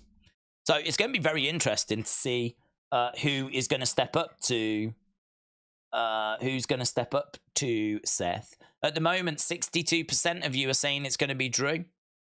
And I would agree. That would feel like the front runner. That my only question, my only concern would be, have we done enough to like cement that turn? Or maybe it doesn't matter. Maybe Drew just comes out as a bit of a tweener. Like he's not a full heel. Because in all fairness, he's been saying, why should I help Jey? He cost me the title. So why should I help him? It's fair enough, isn't it? Really? Fair enough. Like, it's hard to argue with. Maybe a feud with Seth could be what could just really cements this kind of heel turn, you know? WrestleMania said, what if Logan came back for a title shot off the back of his boxing match? Yeah, that would be cool. The fight is next week. So, I don't know. I mean, I'm guessing he's going to be banged up after it. Certainly if it's next Saturday or whatever. Yeah. How long have we got? We might just have to get through a couple of weeks. But yeah, Logan is not a bad shout. That is not a bad shout at all. We have already done Logan against Seth. So we have done that match. But we could revisit it because the other options are not overwhelming, are they? They're not overwhelming.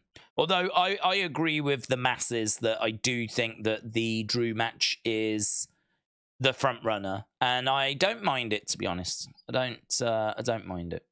So they're saying good open. I agree with them on that. And the final one from this article is getting that sweet Cena rub. Do you know what? I didn't think there was much of a rub. I don't know about you, but after the match had ended, there wasn't really much of a, do you know what I mean, a moment between them. It wasn't like Cena going, this is the guy, you know, this is... Yeah, I like this. He's good. I like this is the guy. There wasn't really much anything like that. I mean, what we did get is the hot tag where LA Knight got to made to look really good. LA Knight secured the win for the team as well. So there definitely were positives in the match. But those are moments in the match. They're not necessarily... It's not necessarily Cena putting LA Knight over, if you will. It's not necessarily Cena really indicating this is a talent here. You've got something special here. I was very surprised we didn't get more of that after the match. So I would say that it did present LA Knight well, and I would say it was a positive for that. I would say, so I don't have a disagreement with this point, but I would say that I think we could have done more for Cena to like really have just felt like the match ended. I remember specifically looking to see what Cena was going to do, and he didn't really do anything. And I've got to tell you, if you saw the press conference, oh man, they did him dirty because they had Cena and LA Knight go out at the same time, which does make sense because they were in the same match and they were on the same team. But what do you think is going to happen if you put Cena and LA Knight out in front of the press at the same time? That's right. Everyone asks John Cena questions and no one talks to LA Knight, right? Because John Cena is like a million times bigger star and he is only around for a short time. And the press know that if they have headlines from John Cena, they're going to get way more clicks than if they have headlines from LA Knight at the moment, right? Because like people that don't watch wrestling know John Cena. They don't know LA Knight. So we did LA Knight dirty by having him go out and and have to sit there with John Cena. John Cena actually said that he was going to stick around for one more question and make it to LA Knight. Like he actually pointed out, like, ask LA Knight a question.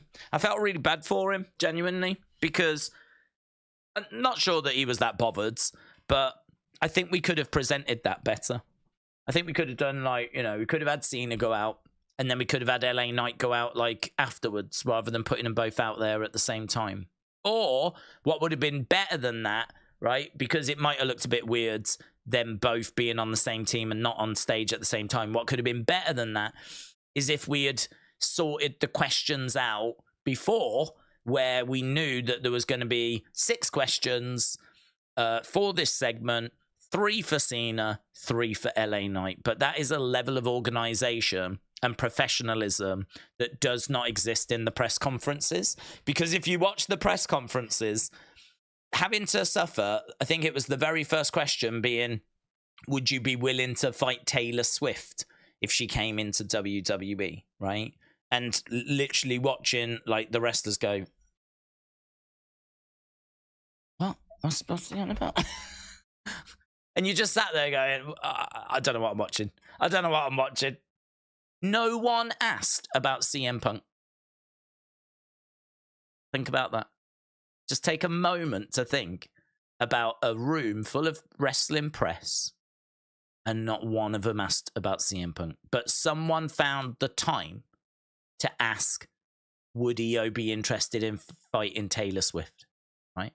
And before anyone goes, oh, perhaps they were told not to, Fightful reported no one told them they couldn't ask about anything, right? The CM Punk question was on the table if they wanted to ask it, and no one asked it. Because there's more important questions, like, are you interested in fighting Taylor Swift? That is way more important. Way more important. Oh, what was the other one that did my head in? There was another one where it was like, oh, that was it.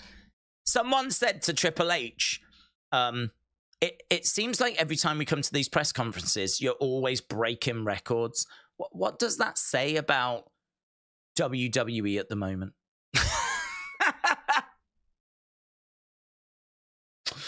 That it's doing well. What do you think it says?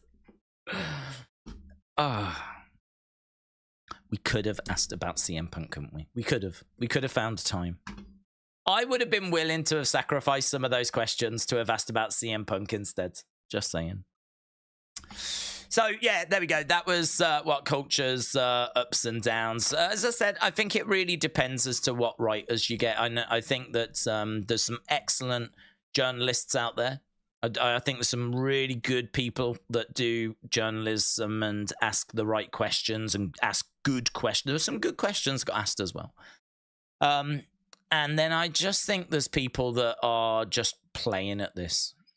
People that probably don't belong in this space, or don't have the right skill set or the right qualifications, and are just fans that are just giving it a go, you know.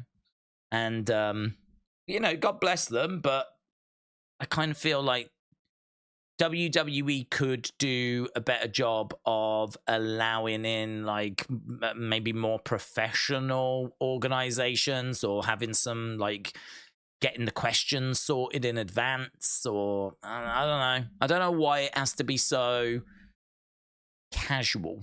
And maybe that's just a reflection of wrestling journalism. I don't know.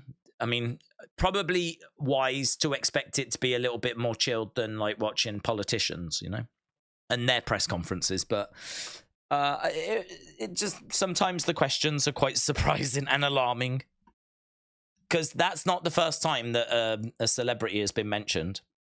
One of the journalists, the guy that asked about Taylor Swift, I know he goes there to ask that sort of question each time. He's done it, I think, 3 times now. And the reason why he does it is because he can then write a headline that involves that celebrity, which means if you search for that celebrity, his story is going to come up. And also, if you're interested in wrestling and WWE, if you search for it, it's going to come up. He does it not for like good journalism, not for anything that's going to benefit any of our lives. He does it because it will maximize the clicks that he can get on that story by involving a celebrity. And it's just, we can be better than that. We should, as a species, I think we can strive to be better than that. Right, let's try and get down to some of the thoughts. And, oh man, we've gone long again, haven't we? Not that long, though. I mean, an hour and a half. Oh, and also, what I will say, we can't talk about the press conference without talking about flipping Drunk Jay or High Jay or however you want to word it. Really good. Someone has actually, and I saw this on Twitter, they have gone and just cut out Jay's talking moments. It's about 2 minutes long, and it's him like, yeet, like just yeet, and then like starting sentences and then like losing his trail of thought. There was a great bit when he was saying to Cody, he was like, listen, your dad's, my dad's, you know, I just want to say, and then he just trailed off into a completely different conversation. Like you could see Cody was like, at the start felt like this was going to be a heartfelt comment, and then eventually Cody like clicked that he ain't got a clue what he's on about. He doesn't even know where he is. and he was off. And then like with one of the interviewers, he was like, you look about 45. And then later he was like staring at people, Jay was, and then later he went, nah, 25. And then by the end he went 21. It was kind of it was really fun. So he was having a bit of banter with like the journalists. He was starting sentences, not going, not finishing them. He was yeeting a lot, yeet, like this, making weird little noises. Like, to be honest, we didn't need any journalists in there. We just needed Jey Uso. Jey Uso in that room on his own. That's all we needed. Jey sitting there on his own, because you know he would be talking to himself and coming up with God only knows what he'd be saying, but that would have been absolute gold. So yeah, I'd say Jey won the internet last night. Yeet was trending. I saw Yeet was trending, and lots of little videos of the press conference absolutely everywhere. So if you've not seen it, check it out. But there is going around on social media a little 2-minute video clip of just Jey's best moments. Bro barked into the microphone, said Serious Gaming. Jey was the best thing from the whole night, and I enjoyed Fastlane, says Packing Heat. Taylor Swift isn't for wrestling. Oh, she is, mate. She is. She's not that type. If you want a fighting celeb, then go Cardi B and Nicki. I think Cardi B was the last celebrity you mentioned. I'm sure Cardi was the one last time, and this time he changed it to Taylor Swift, and next time it'll get changed to something else. And who knows? You know what wrestling fans are like. This will probably get over, and then people will tune in just to see what celebrity is going to mention next. But annoying. Have you seen the new Big Brother? I haven't, no. Have you had anything interesting to eat? If people want to send in a video for the web, what is too big via email? How do we get it? Okay. Have I seen Big Brother? No. I won't get a chance to watch it. It's too much of a commitment. I do like Big Brother. I watched it when I was young and when it first started. And that was not too far, actually, after I think that was just before I broke my ankle. So I think it started like 2000, 2001. I broke my ankle in 05. So I was off the whole summer in 05. So I watched all of Big Brother in 05. Loved it. I watched a lot of the first, second seasons, like really enjoyed it. I think, you know, as time goes by, obviously, it's like, yeah, I've seen it. Just, you know, it is what it is. It loses its appeal a bit. And it's a big relaunch. They're relaunching Big Brother, and it started tonight. But it's going to be too big of a commitment for me. I mean, it's going to be on every night in it, and I don't know. It's one of those that if I had more time, I'd be interested in. I liked it. I thought that it became a bit silly, though. I think just putting people in a house and watching, like, you know, their interactions and how they deal with different situations, kind of interesting. Yeah, I get it. I get the idea and the appeal of it. But then, you know, as time goes by, the TV company tried to create drama, manufacture drama, and it just becomes a little bit too, not fake, but like, you know what I mean? Like, drama for drama's sake. So it's like, if you're watching a show and there's like drama all the time, like, it gets a bit boring. So I like the first season where like there was some good stuff, there was some drama, but it was all natural. It was all just, I think, what it was probably intended to be. So hopefully the new season kind of goes back to that. I've had anything good to eat. We've got one of those delivery services now, you know, those kind of like where they deliver you ingredients and then you make recipes. So I've had loads of interesting stuff to eat, loads of different things that I've never had before. But I can't remember the name of any of them. But it's all just like different sauces with like chicken and rice. And I had like a nice lamb thing the other day. Just lots of different things. The Gusto is what we have. But I know you can have that kind of eat fresh and all those kind of things. It's where they deliver you the ingredients. See, the problem we have is that there ain't loads of people in the house. So, like, when we go, like, get food, it means that we only use a bit of it, and there's always loads of just bits of things in the house, and a lot of food wastage as a result. So this, what with it being you just get what you need, it does seem like a good idea. So we've tried it for a few weeks, and it's been quite good so far. So yeah, I can't really give you any words on what it is, but it is that those kind of subscription. Here's the ingredients. You have to pick 5 meals a week, and they deliver it in a box at the start of the week, and that's it. Lovely. I recommend people trying them out if you have contemplated them, because it has been working for us. It has been good for us. So yeah, I like those. And what was the last one? How do you send videos for the web if it's too big? That's an excellent question. So we do have a podcast on a Tuesday called the Wrestling Escape Pods. There's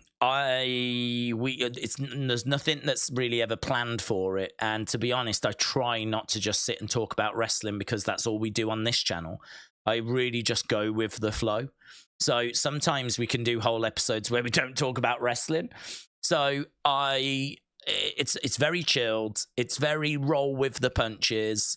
It's very me trying to find the humor in whatever we're talking about. Sometimes it can work, sometimes it cannot, but there's been some great moments in the history of the wrestling. Some of my all-time favorite moments that I've ever been a part of have been during like the Wrestling Escape Pods. Because I think there is something really joyous about finding humor or in something really organic, not having it planned, and it's just, here's, this has happened, and reacting to it and whatever. So yeah, love the Wrestling Escape Pod. That's on a Tuesday just before NXT. Oh, that's interesting actually, because this week, I wonder if I can push it earlier or something, or move the day. NXT's a bit big in it this week. Don't want to be starting like late. I want to be like, if anything, this week I would start at 11, 2 hours before. I mean, it's NXT and it's monstrous. Might have a words with Triple T and see if I can move the Wrestling Escape Pod this week. I think NXT's too big. If we could move it to Wednesday, that'd be great, because there's no AEW. So I might try, and I'll do that next. I'll send him an email. I'll see if I can move WEP to Wednesday. If you want to send some in for the WEP, though, because I love getting videos that we can play and people just asking questions in person or sharing theories that we can bounce off or whatever, right? The best way to do it, there's a website called WeTransfer. It's free. It's one of those websites where I think it'll have like a pricing thing on screen as you click on it. But if you look at the bottom, it says not now, or, I'll just use the free version, thanks. There's a little thing at the bottom and you click that and it gets rid of the pricing thing. That does throw people sometimes when they go to the website and it's like $9.99, $19.99. If you just look at the bottom, it says, I'll just use the free version, thank you.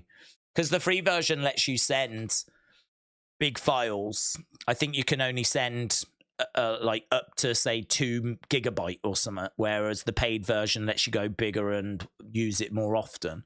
If you just want to send something once a week or something, the free version's absolutely fine.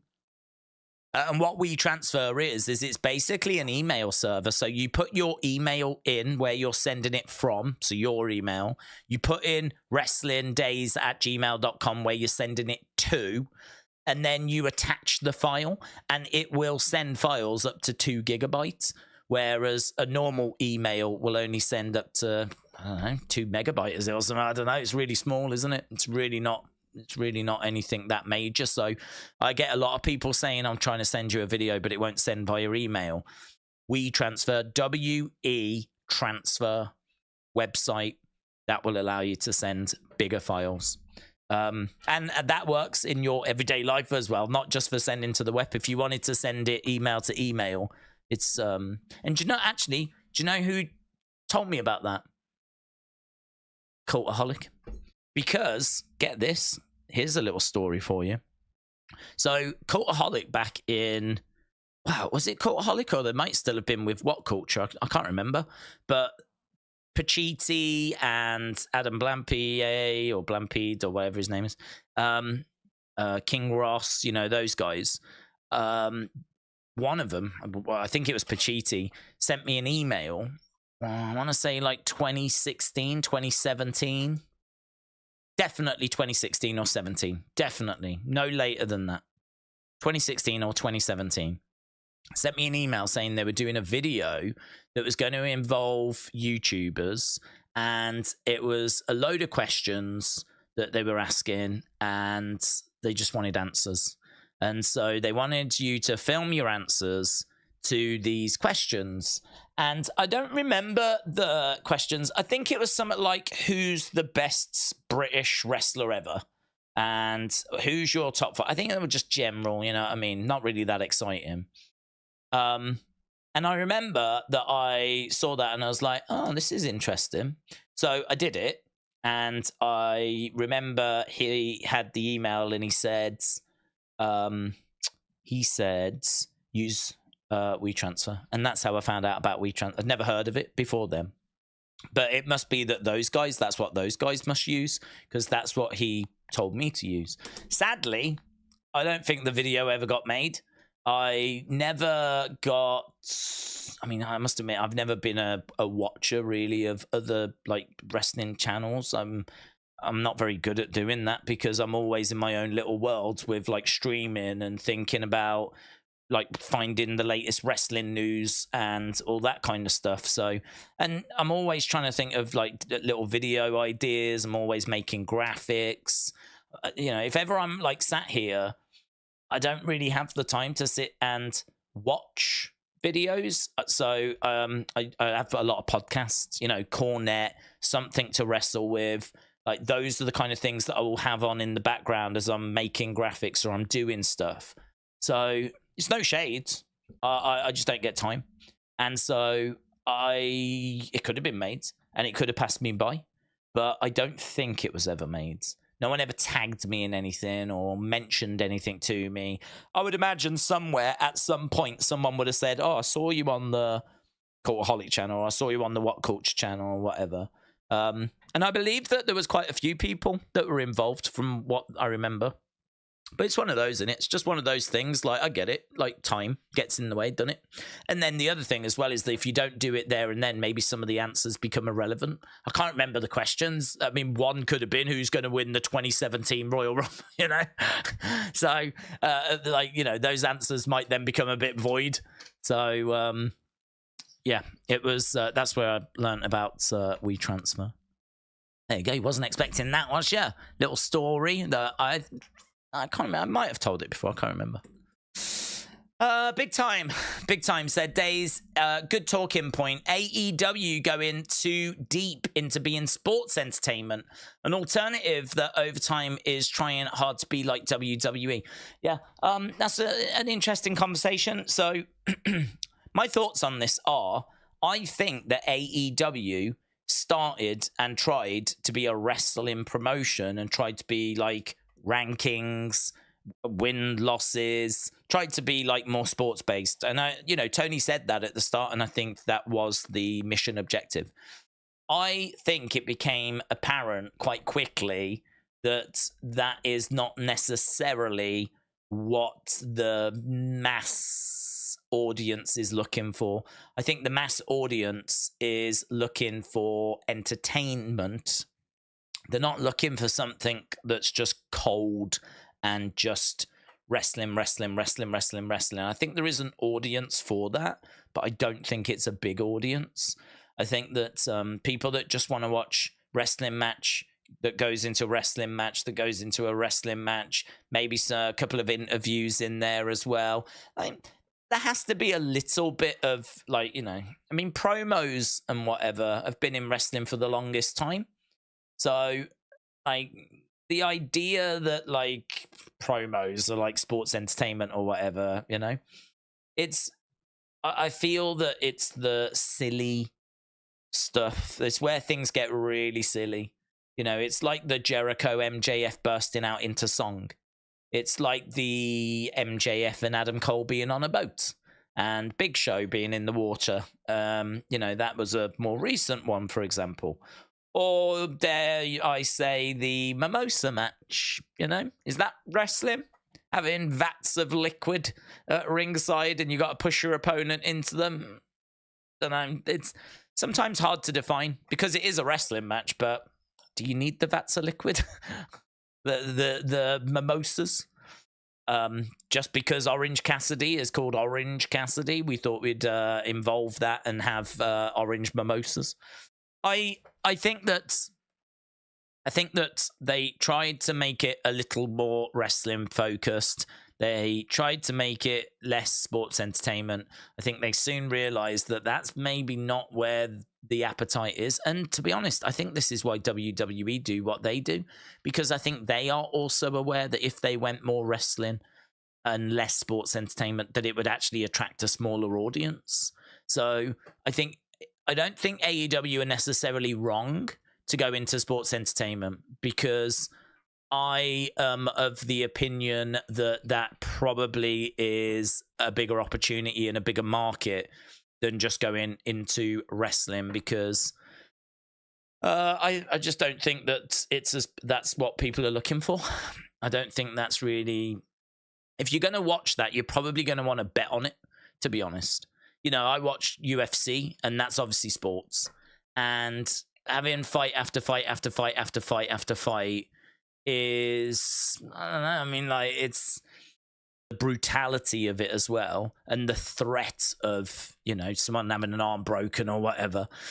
But also, like, they can bet on it, and so they can make money. So a lot of people are doing it, predicting and trying to figure out which way it's going to go. Like, you're not going to have that with professional wrestling because it's scripted. And so you can bet on it, but it's not the same, is it? It's not the same. There's not, like, because it's scripted, people aren't going to trust it. And there's people that don't trust sports, that, and there's plenty of examples of actual sports being, like, scripted, if you will. Planned outcomes and whatever. People don't trust those. So I don't think people are going to trust wrestling and be willing to put bets on wrestling, professional wrestling. So I think that you've got to, I think you're wise to treat it more as sports entertainment. The problem I have with it is the sports entertainment and the sports entertainment. So you can do sports entertainment and it can be good. I would say Bloodline is sports entertainment, because Bloodline has been, you've got Sammy, Usi, Honorary Us. Do you know what I mean? Like, those relationships, Sammy trying to get in backstage to see Roman. Like, it's storyline, but it can go a little far, at times. Like Usi, the Usi stuff, you can look at that and say, oh, it's silly. You can look at Sammy being told to take his Bloodline shirt off and then being given an honorary shirt instead, right? You can look at that and you could paint that as being sports entertainment, rather than it being, I'm going to smash your face in, let's have a match. And then, it's wrestling. This has got a lot more like story to it, and some of the story has been, as we said, a little bit weird at times. It's gone out there a little bit at times. Not that far though. They're always stayed, in my opinion, in the realms of credibility. It's still been a credible story that you can follow, and I think there's a massive audience for that. I think where sports entertainment can go too far is when you really get the silly stuff, right? Humor is obviously important, but you don't have to be doing like really stupid stuff to get humor. So I sort of feel like there's it's fine to do sports entertainment, but you need to make sure that it's right for your audience. Because as I said, there's different kinds of sports entertainment. So I don't mind the fact that we're not just doing wrestling with occasional interviews, and that we are doing like some good stories and even bringing in a bit of that sports entertainment stuff, going a bit wacky. Don't mind it, but it varying levels of wackiness, And I think AEW have just gone off the deep end. I think they've just lost their minds. I mean, you've got Brandon Cutler running around like with that spray thing, which is just cringe, and you've got like, you know, all these dances that people are doing, which if there was one person that was doing it, you'd go, yeah, that's cool. But you've got like Garcia doing it, and you've got like Prince Nana doing it, and you know, we've had other people doing like different dances in the past as well. And then, as I said, you know, MJF and Jericho bursting into song. There's just been loads of different bits that they've done, which I think have just been like, I don't get it. Why have you gone that far? Why is that the tone that you've decided to go with, when you could have a promotion that's like largely based on the Bloodline stuff, you know, that's largely based on that sort of a story and that kind of tone of story, keeping it really credible, really serious. And, you know, I mean, that'd be great. But instead, like, we lose our minds. We got flipping MJF threatening to, you know, knock out Adam Cole. Adam Cole going round having to move Roderick Strong's furniture whilst the Kingdom watch.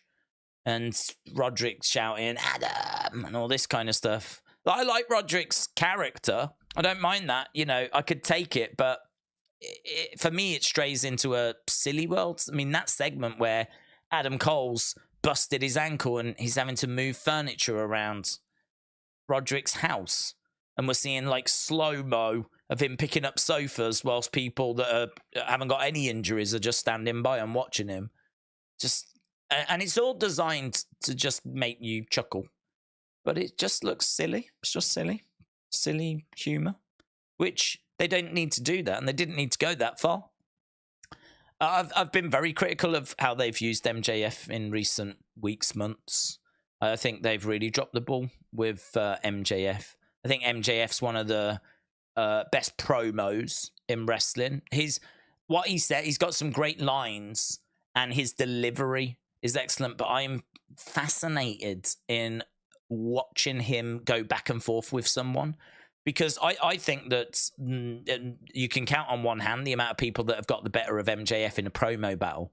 And I think it's really interesting to see people try to do that, to try and get the better of him. I think it's really interesting seeing how they go about it and the different approaches. Do you attack him? Do you go at him? You know, do you go toe to toe? Do you match his intensity? Because he can get intense when he's screaming, I'm Maxwell Jacob Friedman and all this, you know. And, you know, now he's starting to use the crowd, involve the crowds. He also has that kind of Donald Trump approach where he will give you a label. So, you know how Donald Trump's got nicknames for everyone. Didn't he call, like, Biden Sleepy Joe? And so if you think of Biden, you think Sleepy Joe.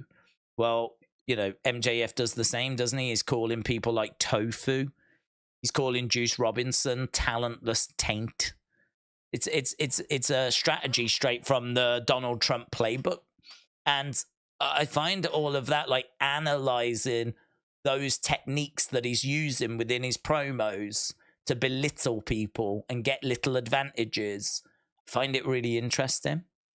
So I'd much rather be watching that than watching him faff around in some fake friendship and some whatever it is, that him with tag titles when he's the AEW champion and should be having killer promo battles and should be having killer matches. Instead, he's in a handicap match with the Righteous. What? He's in a handicap match with the Righteous, having to faff around with Ring of Honor tag belts because of some stupid friendship story that I don't even like or respect or care about. I don't know, but it's working for some people. I mean, it's hard to have praise for that story. I mean, I can sit here and say that the AEW fans are into it. Good for them, but it ain't growing their brand. You know, the ratings are still at 800 and some odd thousand, so it's clearly not bringing in. You can't look at MJF's title reign and say it's been a big success, because they hit 1 million on Dynamite last year 13 times. I think they've done it once in this year, or twice. If twice, probably once. I don't know. But either way, like, I don't think anyone would say AEW is like as hot as they were a year ago. And MJF has been champ all this year. So this was the point I was making. If I was going to go head to head with MJF, I would be. That's what I'd be bringing up. Got to be careful how you word it, because Tony ain't going to appreciate you saying that the brand's dead. But if you can find a way of wording it, that the brand, the ratings are not where they should be, the brand has not got the momentum that it should have, and that's all under your watch. Like I think that's a good. How's he going to respond to that? How's he going to respond to that? You're a dud champion, and the numbers prove it. Like, how does he respond to that? Problem is, hard to have that in a promo when Tony is not going to want you bringing attention to that. But this is what I'm saying. I'm really fascinated with seeing that, and I want to see more of that. I wish they would dial down the silliness, because I think if they would turn up like some of the other stuff they've got going, I think they could do some really good stuff. They got great roster. I mean, Switchblade Jay White had some banging matches over in New Japan. He had some really great matches, former IWGP champion. And even though he went toe-to-toe with MJF and certainly didn't get the better of MJF, you could argue, got the better of him, but I don't think there was loads in it. But, like, I think that he is someone that you can, do something with. And we are Bullet Club Golds. I think there's some good stuff there with Bullet Club Golds. Swerve, I think, is doing some great stuff. Ricky Starks has got great potential. MJF, we know, is a great heel. I don't know why we're trying to make him a face, but he's a great heel. There's Danielson, of course. You look at that and you go, well, if nothing else, there's definitely a core group there that you can build around. There's, I can name at least 6-7 people in the men's division that I could build the division around, that I can do different matches with, and I feel like we can do something. And then you look at the tag division, you got FTR, and make whatever you want of the Bucks, but they are still one of the best tag teams of this generation. They're not to my taste, but I still recognize that you would rather have them than not have them. And then the Guns and the Acclaims, even the tag divisions, tag division's doing some cooking. Women's division, I think, is weak. But tag division and the men's division, I think you've got enough there that you can do some stuff with. I think part of the problem, though, is that they're trying to juggle two brands, aren't they? They're trying to juggle Dynamite. They're trying to juggle Collision. It's a lot of and Rampage. It's a lot of programming. You're stretching that roster. If it was all just focused into Dynamite, maybe we'd be hitting that million a lot more regular, And now, of course, got Edge. And Edge is coming Adam Copeland. That can only help. They do need to fix that women's division, though. But to be honest, I don't think the women's division is necessarily going to make a massive difference on the ratings. I think if you've got a strong men's and tag division, you're probably 90% there. So I wouldn't be too worried about the women's division, but it definitely needs improving as and when we can. But yeah, I would, for me personally, I'd love to see AEW turn down that sports entertainment nonsense, but still keep some sports entertainment, because, as I said, I think there's probably an audience for it. Interesting. Right, what time are we looking at here? Because, do you know what I mean? I'm busy, man. Do you know what I mean? No, I wish I was. You know what these streams are like? We plan to do an hour, then we get to an hour and a half. Now I think we've done over 2. But I feel like I've rambled a lot, because that's what I do, in the words of Mark Henry. So I'm going to blast down and try and get to some of these comments. I feel like I owe that to you guys. Alex Bliss Gamer said Cody was also drunk. Trini said Cody was drunk too. He said so. Packing Heat says Cody, Triple H saying yeet was the icing on the cake. George Vlog said at the end, he yelled to Braxton saying, look at Braxton with that yellow and Big Bird sweater. I could never wear that. Yeah, it was so good. So good. Do you think Vince's grandson will come to WWE as a wrestler? He may do. His kid was in the crowd, wasn't he? And I don't know, if the football doesn't work out, you've got to think that would be an easy fallback, wouldn't it? But it seems like he is more interested in football and doing that first. But yeah, if that doesn't work out, he could always come in, and you know that they'd get behind him. So yeah, it's an option. FTR have signed a new contract, said, here is the thing. Kashawn said, if CM Punk returns to WWE, would you be interested in CM Punk joining Judgment Day? I thought he could fit in. No. No, because for me, CM Punk is a massive star. I don't think you really need to be put in a faction with him. And if there is going to be a faction with him, I don't know that it needs to be an existing faction. Like, if anything, it's going to be like a bit like Bayley has come back and she's handpicked a couple of people that she wants to like work with, you know? She wants to work with Iyo, she wants to work with Dakota, she believes in them, she wants to help bring them through. And so together they're Damage Control. But that's a group that Bayley has started. Can't really imagine CM Punk coming in and, I don't know, becoming the leader of Judgment. He'd have to be the leader, wouldn't he? He ain't going to fall in line behind Rhea. So he'd have to be the leader of Judgment Day.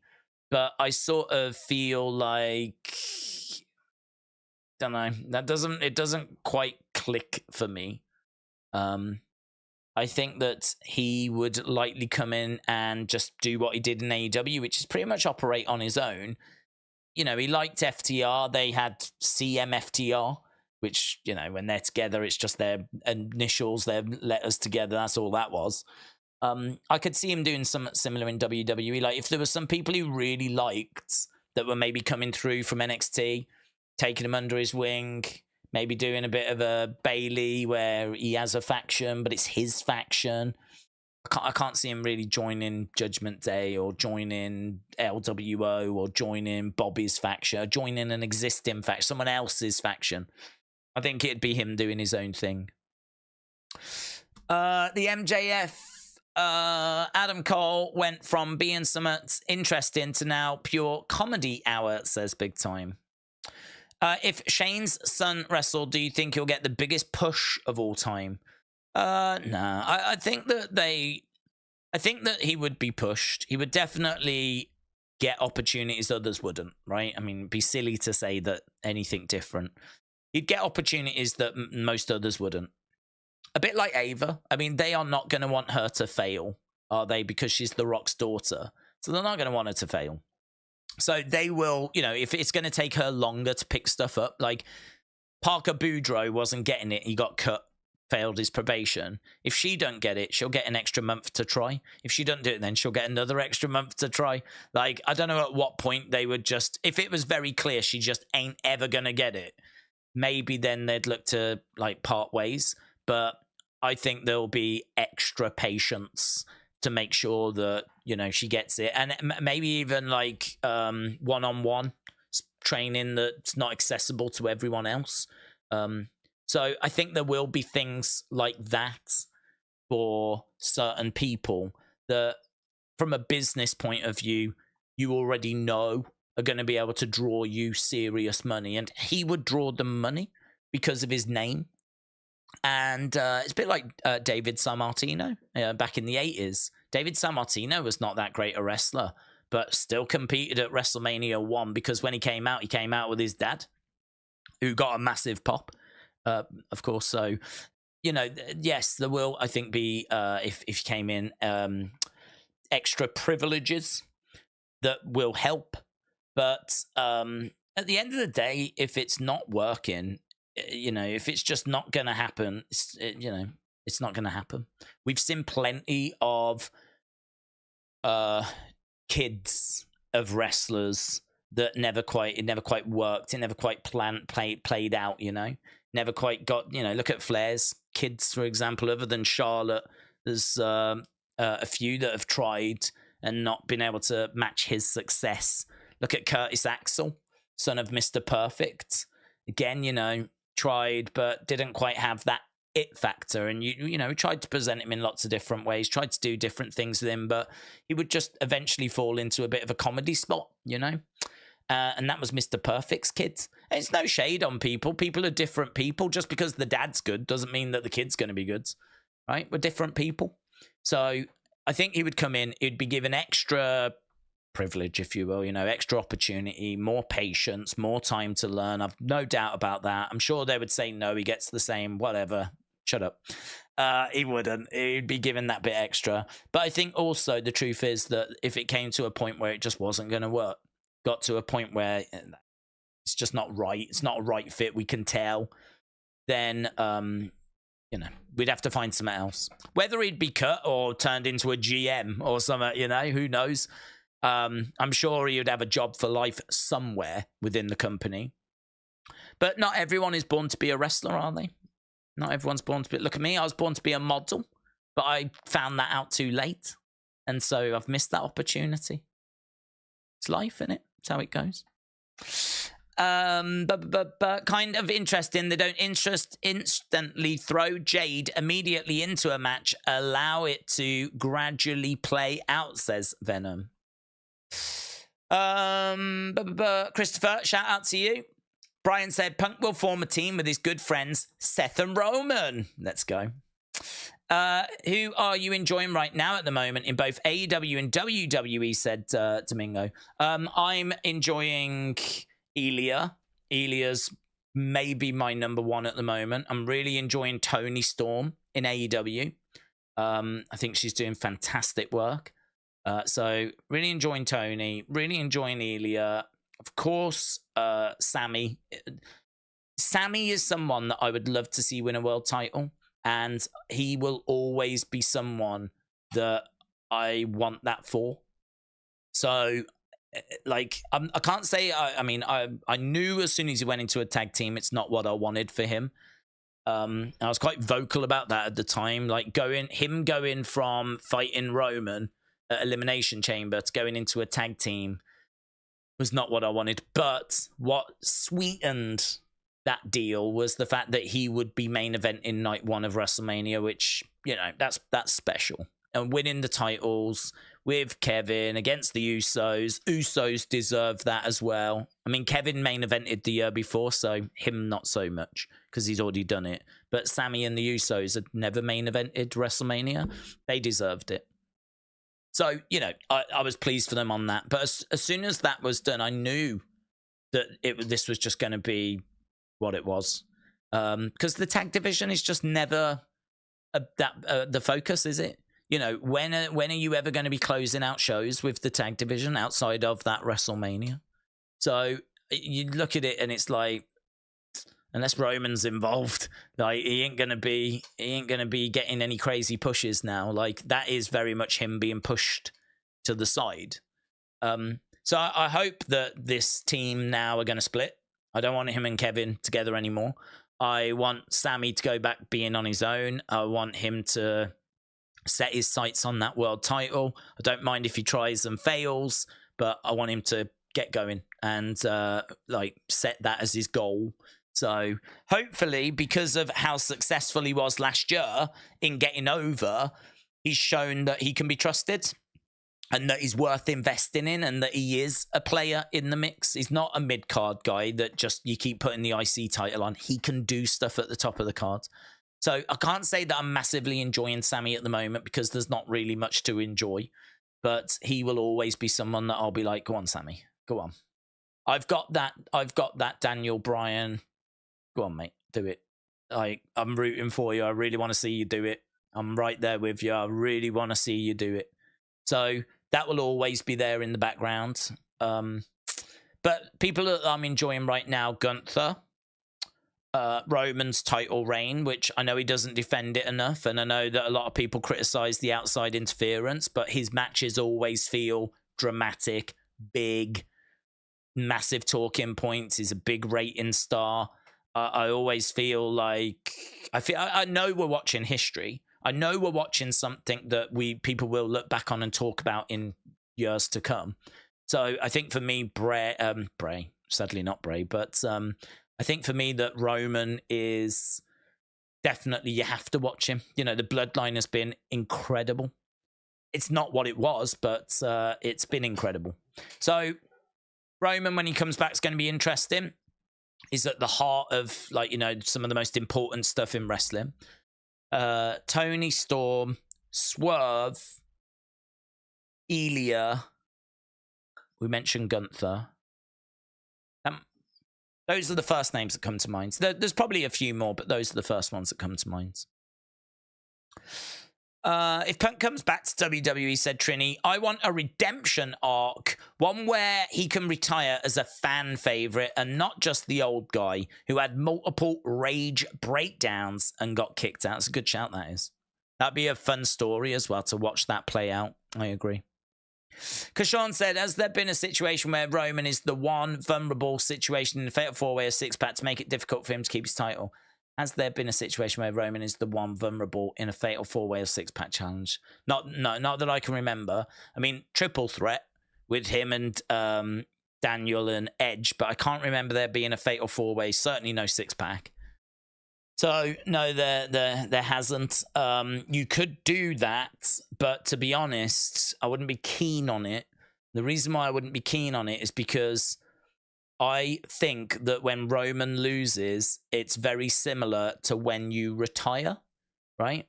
When Roman loses, he needs to lose clean, because what are we protecting him for? What are we protecting him for? What are we? He's massive. It's Roman Reigns. He hasn't been pinned in years. Like, there's not really any need to protect him. Like, you protect someone to build them and get them to that level. Well, he's at that level. He's starting to redefine what that level is. That's how big he is. He's a John Cena. He's a Hulk Hogan, right? He is like the face of the company, and has been the champ for years and undefeated for years. So for me, I think that we're investing. Think of everyone that has laid down for Roman. Think of Sammy and Drew and Finn and Cena and Edge and Daniel Bryan and Bray Wyatt and whoever else, right? He's got wins over these people, and they've all helped make him the star. He can't do it on his own, right? He needed WWE behind him. He needed these opponents to, beat. They've all given to Roman. And Roman has given back to many as well. Usos are bigger now than they've ever been because they've been with Roman. Sammy got a massive boost by being with Roman. So it would be unfair to say that Roman hasn't given back as well, because he has. He's made the Usos bigger. He's made Sammy bigger. You can make the argument that when someone's in a feud with Roman, that for that period, their star power is greater than it's ever been. And so, he has got a big spotlight on him, and he is sharing that spotlight, right? But I think that when he comes to lose this title, that is the time where he can ultimately just give back the most ultimate gift, and that is someone beating him. And I just think that if you're going to do a 6-pack challenge or a 4-pack challenge or whatever it might be, if someone pins someone else and they get the title that way, Roman is still undefeated, and that person is not going to be seen as the real champion because they didn't beat Roman. And Roman is, he's kind of beaten, but he's not really been beaten. And it's all a bit messy to me. It's all a bit like, he's kind of not the champ, but he could still be the champ because he wasn't ever pinned. And that's very unsatisfying. For me, if you're going to be the man, you got to beat the man. And I think someone has to beat Roman. So the reason why I wouldn't want a 6-pack challenge, or I wouldn't want a Fatal 4-Way, or I wouldn't want anything like that, is because you are running the risk of someone beating someone and getting the title off Roman that way. And I just think that would be very disappointing, very unsatisfying, very messy. It's not the conclusion to this title reign that we need. I want to see someone go toe-to-toe with Roman, overcome any outside interference, and get that 1, 2, 3. Roman is beatable. It's not that he's not beatable. We know that he's beatable. It's just that he's had outside help, or referees have been down, or whatever it might be. So you're not just going up against Roman, you're going up against a lot of other things as well. But there is a way to neutralize those. But no one's worked it out. There's a bit like a Rubik's Cube. People have got close, but they haven't quite worked it out yet. And someone will work it out. But yeah, at the moment, it's a case that he's still champ. He's going to drop it to someone, and when he does, they're made. That is going to be big. This is why, for me, it needs to be Cody, because Cody, I didn't get that. People were saying he finished the story yesterday by winning the tag belts. What are they on about? Have I missed some? There was like big accounts on Twitter going, he's finished the story. I'm like, what are you on about? The story is that his dad came close to the WWE Championship and had that picture on his mantelpiece of him holding the belt, which he never actually won. Because he won the match, but it was count out, so you don't get the belt. And so Cody wants to finish the story and bring that title back and win that title. It's Roman's belt that Cody needs. Honestly, I know it sounds crazy, but there was big accounts on Twitter saying that he's finished the story. And I was like, I don't understand. Do people not know the story is, or have I got the story wrong? When you look at something, you go, am I wrong? Am I in the wrong? And I could be, who knows? But I'm pretty sure that's the story that needs finishing, is that he's trying to win the WWE Championship that his dad had in his hands. And because he had that match with superstar Billy Graham, and he beat Billy Graham, who was champion at the time, but he beat him by count out. So, and Cody told the story about, how he spoke to him and said like about Hulk Hogan and, how he didn't know that his dad was like, that big as what he was. And he was talking to him about Hulk Hogan and Hulk being the champ, and how his dad had never been champ, and he wants to right that wrong and all that kind of stuff. So him winning a tag title to me means absolutely nothing. I mean, he's had tag belts before with flipping Goldust. So I don't know. I didn't understand that. But anyway, I think that, someone's got to beat him. I think if Cody does it, Cody to me is the one. He can finish the story and also get this massive monster push. I mean, he's kind of there or thereabouts anyway, with being like the face of the company when Roman's not around. There's a few other names you might put in, like Seth, for example. But it's not a big list, is it, of people that are like the face of the company when Roman's not around? John Cena, obviously, at the moment. Seth and Cody. I'm trying to think if there's anyone else. LA Knight's not that level for me. But I'm thinking that Cody would just be cemented as being the face if it was to be him. I mean, Seth's not a bad option as well, but I think Cody needs it more. Because Cody's been away for so many years, he needs it more. So, yeah, I would love to see Cody be the one that goes on to do that. Daze, have Toni Storm do Collision. They are portraying a cringe lesbian behavior where she's kissing Saraya, grabbing Sky Blue's beep, and rubbed her face on Kiera Hogan's backsides. Okay, well, I've not seen that. And that sounds not in line with what I'm looking for. I just really like her actress thing that she does, timeless. I think you can do stuff with, I said before, you could give her a chat show. Give her a chat show with like a real fun set, and she can do her have a waiter or a butler or someone coming in, and some of the fun that we can generate out of that. That's where I would go with it. I wouldn't be going down some sort of weird lesbian angle. I don't know. I wouldn't do that. Don't forget, Xavier Woods defeated Roman one time by DQ on a random Smackdown when the Usos got involved one time, says Kashawn. I actually don't remember that happening. But I know he's not been pinned.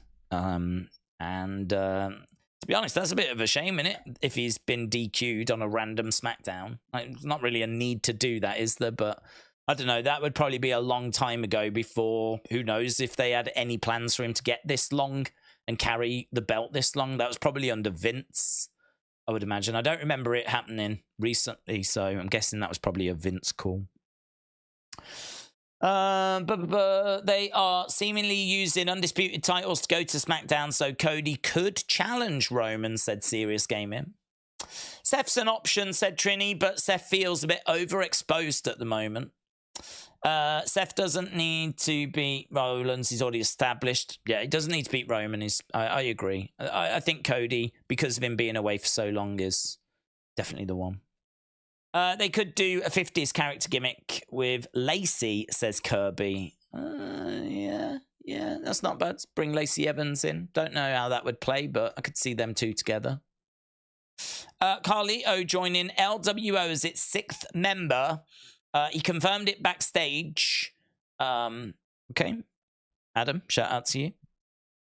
Chelsea Green, TNA better than Tony Storm. I don't watch TNA, so I can't answer that. People who were saying Cody finished his story were joking.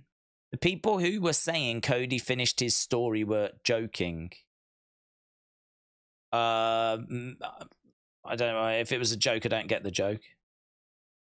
I don't get the joke. If they're saying he's finished his story, but they're joking that he's finished his story, like, why is that funny? Cody wins. He's finished his story. He hasn't finished his story. I don't get the joke. I don't understand it. I don't get it. I don't get it. AEW has taken Tony Storm in a very odd situation, said George. It's a no-win situation for whoever beats Roman. They'll always be compared to Reigns' 1,000 days title reign. That's true, but in order to say that you beat that person that held it for so long means that you maybe don't quite stand equal to them, because everyone can have a bad day, but you're someone that on that day got the better of them. So you are someone that's sort of in the conversation. Everything that they achieved and you beat them puts you maybe not level, but certainly in the conversation. It would depend how the booking must go. If you used to lose the belt a week later, that's a really bad look at it. All of a sudden, I think you're out the conversation again. But if Cody wins and then goes on to have like a good 6-month reign at least, with some really good matches in there, like, yeah, that would be fine. That would be fine. Roman's title run is very, very special. Very, very special. But I think that as long as the booking is going to be good for whoever wins the title from Roman after for a good 6-month period, I would say that would probably be about the minimum that you would need. I agree. If it's a week or a month, then I don't think that will be received very well. Let's get a couple more, shall we? Let's get a couple more. Do you think Kevin and Sammy are going to be jealous? Do I think Kevin and Sammy are going to be jealous? No, I saw a little backstage interview, and Sammy was like, "Oh, it's a bit tricky. I'm a bit conflicted. You know, I love like Cody and Jey. I wish them all the best, but you know, we have got our eyes on those titles. So I think Sammy is." I'm a friend of theirs, but, you know, friendly competition, whatever. Kevin was like, I'm not conflicted. I don't care who wins. I'm coming for them belts. So it's going to be interesting to see kind of how that plays out. We could do a heel turn for Kevin. We could do a swerve and it's actually Sammy that turns heel. But, yeah, either way, like, I expect them to confront Jey and Cody tomorrow. Tagged you in a tweet. Collision looked like a graveyard. WrestleTix tweeted, only 275 tickets have been pushed since Edge's match for Tuesday, and it's currently at 2.5. Oh God! Well, I mean, look, I'm excited for NXT. I'm not excited by the AEW. My stance on AEW right now is that I don't class myself to be an AEW hater. But I don't class myself to be an AEW lover right now, because that product has been a hard watch for a while for me. And there's just been things keeping me around, stopping me from like just not watching the show. One of those was Wembley. One of those was like, you know, a few matches like Danielson against Zack Sabre Jr. I did really want to see that. And, you know, a few other little bits and bobs, you know, in the past, like Jamie Hayter. Really enjoyed what we've done with Jamie Hayter. So I've been watching for her. But I am honestly getting to the point where I'm looking at the show and there'll be a segment or something like that that appeals. And then the rest of it just doesn't at the moment. I mean, even as I said, for me, MJF, what we're doing with MJF is wrong. It's not what I'm looking for. And it might work for other people, and I'm really pleased for you, but it's not working for me. So I'm watching a show and I'm really not having fun and I'm not enjoying what I'm seeing. And then there'll be something that I enjoy, but there has to come a point where you go, what am I watching? Am I getting enough out of this? Am I getting enough out of this to keep watching this show? And I really am getting to the point where the answer is no, to be perfectly truthful. And I don't want to, I'm not someone that's interested in hate watching. I know that some people might think that's what I'm doing, right? Because I am pretty down during those streams. But the truth is, I'm trying to find stuff that I want to watch. I don't want to, I can easily do a video instead. Our AEW watch-alongs get about 3,000 views. About 3,000 views. As a minimum. It's about that, right? I did a video on Jade Cargill being on the Fastlane kickoff show, right? Did just a news video on that. That did 3,000 and some views. So as long as there's like a bit of news that's around, I could just do a news video and I would get just as many views. There is no, and you know what? A news video would probably take me about half an hour to do, if that, 15 minutes to like record, upload, make the thumbnail for, as opposed to a, how many hours? AEW stream, 2 hours. We always start an hour before. 3 hours, 3 hours. I could do a 15-minute video and get the same views as a 3-hour stream. So the idea or the notion that I'm watching this show because I'm enjoying hating on it or something, it's not the truth. The truth is I'm trying to watch it. I'm trying to find stuff to enjoy because I want to keep watching it on a Wednesday. I want to watch the pay-per-views. You know, we've watched it since it started, and there have been things that I've enjoyed. But I would say in its whole history, I'd say right now is the most I've struggled with AEW. Right now is the most that I've struggled. So for me, it's a no-brainer as to what I'm watching on Tuesday. I'm much more engaged with NXT, so much more excited about what NXT are doing. There's so much more going on in NXT that I'm enjoying than in AEW. That's for me that's a no-brainer. My concern, my problem is I don't know where the next good stuff that's going to really appeal to me in AEW is going to come from. And it might just be that we need to take a break eventually. I don't think that that's a decision I'm going to be making like this week or anything. But I think actually it probably will do me good to have a week off from AEW, right? Which I will, because I'll have it on just in the background whilst I'm watching NXT. But NXT is my focus on Tuesday. NXT is the focus. AEW just on in the background, but it'll be an NXT stream. So it's pretty much a week off, and then watch it with fresh eyes the Wednesday after and kind of see where we are, you know? See where we are, because they'll want to respond, won't they? They're back on Wednesday. Who knows what rating they'll get this week due to the disruption. You know, we'll see kind of where we get to with it, but yeah, it's just a bit of a struggle at the moment. I mean, it's not a great hardship, is it? There's a show that I'm watching that I'm just not enjoying at the moment. It's not a massive problem. It's not like, you know, there's bigger problems going on in the world, but yeah, it's just a little frustration that I've got at the moment. So if I do seem a bit not off, but like disconnected with AEW. If I'm not standing up for the promotion, maybe like I would have in the past, and gone, nah, well, at least they've got this and this and this, because I can't find some of that stuff that, you know, in the past I could have raved about the Acclaimed, but I don't really know. The Acclaimed got the trios belts, I don't really care about those. And like, you know, CM Punk's gone. Danielson is doing some all right stuff. His match with Zack Sabre was great. I mean, I did enjoy that. But I think like he'll probably be over on Collision. Edge.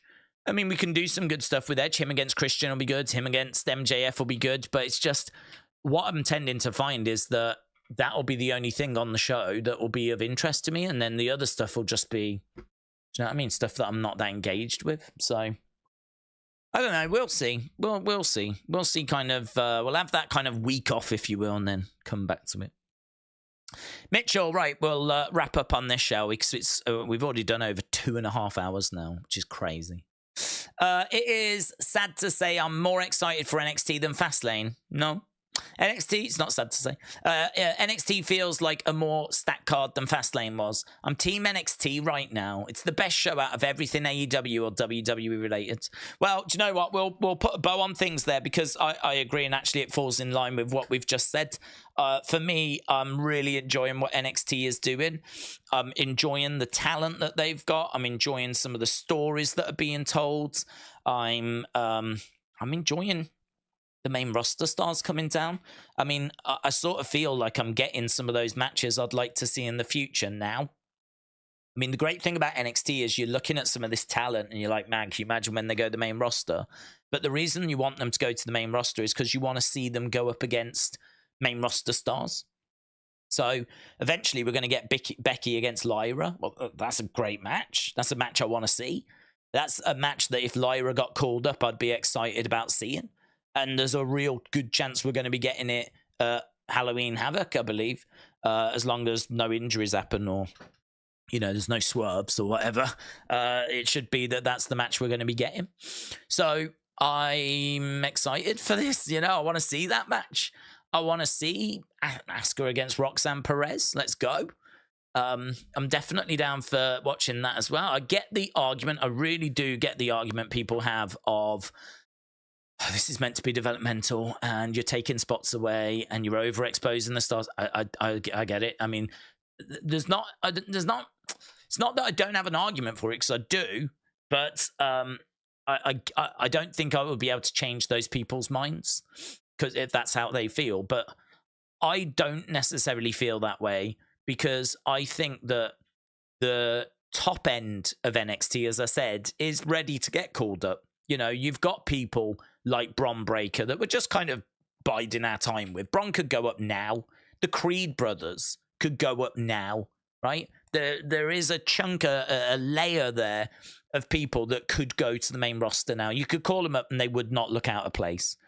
So for me, those people getting an opportunity to further develop by working with some of that main roster talent now is absolutely fine. I mean, you could make the argument they should be doing it on Raw because we should just call them up. But if we don't have a spot for them, the alternative is don't do it on Raw, don't do it on SmackDown. Bring some of the main roster stars down. Don't flood it, right? I agree that it's a bit flooded right now, but we know that this Tuesday is about beating AEW, yeah? We're not idiots. We know that we were going OTT this week. But so don't flood it with people, but just add the odd person here and there. You know, you got Becky in the women's division, you've got Baron and Dominic in the men's division, you've got Los Lotharios, who they're not down to help teams, they're down to reinvent themselves. So, you know, you could bring a tag team down to kind of work with some of the tag teams. I mean, Alpha Academy coming down, going one-on-one against the Creed brothers. I mean, that'd be sick. That would be sick. And you could make the argument that's what the Creeds need, because they've been in NXT for a while. They've done all, you never stop learning, but they could go to the main roster now. And if the spot's not there for them, bringing down a team for them to feud with now in NXT, let's go. I mean, is it taking a spot away from someone? Sure, but I think the benefit to Tiffany Stratton, who has just done a premium live event match with Becky Lynch. The benefit to Lyra Valkyria, who's just about to do a TV special match with Becky. The benefit to, Roxanne Perez, who's going to get an opportunity to wrestle Asuka on Tuesday. the benefit to Carmelo Hayes, who's going to have John Cena in his corner and is going to be able to pick his brain and everything. Like, there's value to that. There's definite value to that. There's definite... This can only help make these stars better, you know? So, rather than them just having another match against another developmental talent, you know? So, for me, not a permanent thing, just a short-term thing. And I am willing to allow them to do this to get better TV rights and get the ratings they want against AEW. Like, they're bringing the main roster stars down. It's helping the top end talent. It's going to help the ratings. It's going to help get NXT more exposed and people more aware of the brand as well. I'd imagine there's lots of excitement in the locker room with having these stars around that can pick their brains. I just think there's so many positives to this. And then the negative is that a couple of the stars, a couple of the people in NXT won't get on TV for a bit when they might have otherwise. Like, that's the negative. And it is a negative, but I think for me, the positives just outweigh it. I think there's way more positives than there are negatives. If we were going to do this long term, then I would agree, because then that becomes a long term problem. But a short term little thing, I'm really not down on it. So I'm really enjoying NXT right now as well. Hopefully, once it settles and it moves and we go back to it being like it was, they can continue to still, you know, captivate. It's going to be hard because, you know, we're getting spoiled right now. We are. And it's going to settle back down. And when it settles down, is it going to be as compelling? Don't know. Maybe not. Probably not. But, yeah, eat whilst it's good. And that's what we're doing. Don't they work with Sean? I'm sure they have enough with some people's best of all time. Well, no, because you want different experiences, don't you? If you're, what can Sean teach the women? You know, I'd imagine that Becky would be better than like with her experiences, and plus also she can share challenges that she's had with like how women's wrestling is perceived or was perceived, and the changes in that and things she's learned across that journey. Like, Shawn Michaels is fantastic, but I feel like that's just one perspective. It's a great perspective, but you're gonna want to, you know, if you've got an opportunity to talk to The Undertaker, are you gonna not take that because you've already spoke to Shawn Michaels? Like, you'd want to talk, wouldn't you, to lots of different people, because they've had lots of different experiences. And they've got lots of different pieces of advice that they can share. So I think what you can get from Sean is you can get, like, you know, great storytelling and whatever. But if you're someone like Joe Gacy, who's got like more of a darker, more mysterious, mystique kind of a character, it's going to be more in your benefit, I would imagine, to get your character kind of advice from Undertaker than what you're probably going to get from Sean. Although Sean, I'm sure, would still give you great character advice that would translate. Undertaker's advice is just going to be a bit more specific for you. And, you know, if you're a big guy, you might not want to get the advice from Sean. Instead, you might want to have a word with Big Show or someone like that that's you know, knows how to be a giant, be a bigger guy, portray that moveset, and, you know, again, lessons learned kind of a thing. Just as we said, you know, Asuka's going to bring that Japanese perspective, so you're getting a whole different culture with her coming down.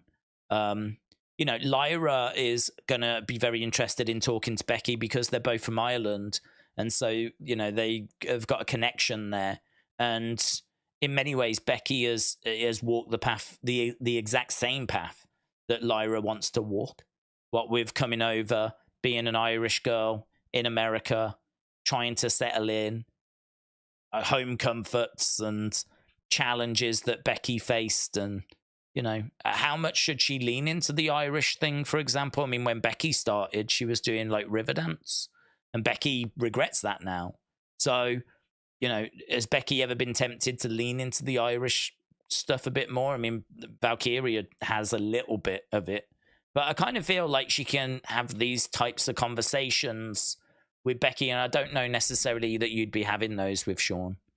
But you're not wrong. I mean, you're going to get loads from Sean, aren't you? You're going to get absolutely loads, and a lot of it will translate. But I think you're going to want as many different perspectives as possible. If you've got the chance to speak to John Cena, like, you're going to speak to John Cena. If you've got the chance to speak to The Undertaker, like, you're going to speak to The Undertaker. So I think that they've got a lot of really great opportunities on Tuesday to speak to some real big names. Becky and Tegan tomorrow on Raw. They will defend the NXT Women's Championship at Halloween Havoc against Lyra Valkyria. Right, we're done. I need to go. I mean, we are 2 hours 45. This thing just keeps getting longer and longer and longer. So, yeah, I really appreciate it, man. I really, really do. I really appreciate people joining us. It blows my mind. Do you know, we have got more views on this stream, and it's not a longer stream. This is only a 2 hour 45 stream. More views on this than we would on an average AEW or an average NXT. That honestly, it blows my mind. It's not lost on me how supportive people are, because to me, like, people join us to get the reactions to the shows and to share their thoughts about what we're watching. So the fact that we can do a standalone stream on a Sunday and get more viewers than we would normally. I mean, right now, NXT, AEW are doing great numbers, right? But it wasn't that long ago that NXT stream would do 3,000 views for me, and AEW would do about the same. And this looks like it's going to clock in at about 4,000 views. And it's not as long as those streams. That's crazy to me. It really is. And it really is appreciated as well. So I do want to take the opportunity to thank absolutely everyone that has stopped by, and anyone that's asked a question, anyone that shared a thought or a theory that we've been able to get our teeth into and kind of chuck around, you know. Again, I hope everyone knows it all comes from like a good place. If you chuck a theory out there and we're like, I don't see that, I think it's this, I think it's that, it's never a personal attack or anything. It's always focused on the wrestling, focused on the topic, focused on the subject, getting our teeth into that, chucking it about, looking at it from a few different perspectives, and, you know, kind of maybe making people think about things they wouldn't normally think, or making me think about things I wouldn't normally think. There's been plenty of times where people have said stuff and I've gone, oh, I like that. Didn't think of that. That's good. So I like that. Like, you know, so I think there's real value to these streams, and it seems like people enjoy them as well, and I really enjoy them, hence why 2 hours 45 I'm still sat here desperately trying to find a way of closing this down, otherwise I know I'll be here for another hour. And I have got a few video bits that I want to get sorted, so I'm gonna run off and do that. But we are back tomorrow for Raw, of course, and we'll start nice and early. I don't know what time, but it'll be at least an hour and a half before Raw begins, and we'll continue some of these conversations on there, or, you know, we'll see what news comes through. Obviously, we were able to touch on that Firefly Funhouse news tonight, which was good, because I think it's quite interesting news, quite juicy news. So we were able to get our teeth into that a little bit, and yeah, we'll see what the week has got to bring. Just wrapping up, I've got Nia Jax against Raquel Rodriguez, Becky against Tegan Nox, DIY back reunited, and Sammy and Kevin for the tag titles. That's Raw. NXT, Bron Breakker against Carmelo Hayes with Heyman and Cena in the corners, Asuka against Roxanne, Cody announcement, and then also announced Ridge Holland, Butch, Tyler Bate taking on Gallus. That should be a really fun match. That's like a new British strong style taking on Gallus from Scotland. Like, I'm actually really interested in seeing how that goes, because that could be a little glimpse at a new group on the main roster. You know, Ridge and Butch don't need to be with Sheamus forever, but it'd be a great way of bringing in Tyler Bate. So Ridge Holland being the new Trent Seven, Butch, Tyler Bate as a new British strong style. Could be something to keep an eye on there. So there we go. Awesome. Thanks a lot for watching. Appreciate the support, and I will see you again next time. Bye for now.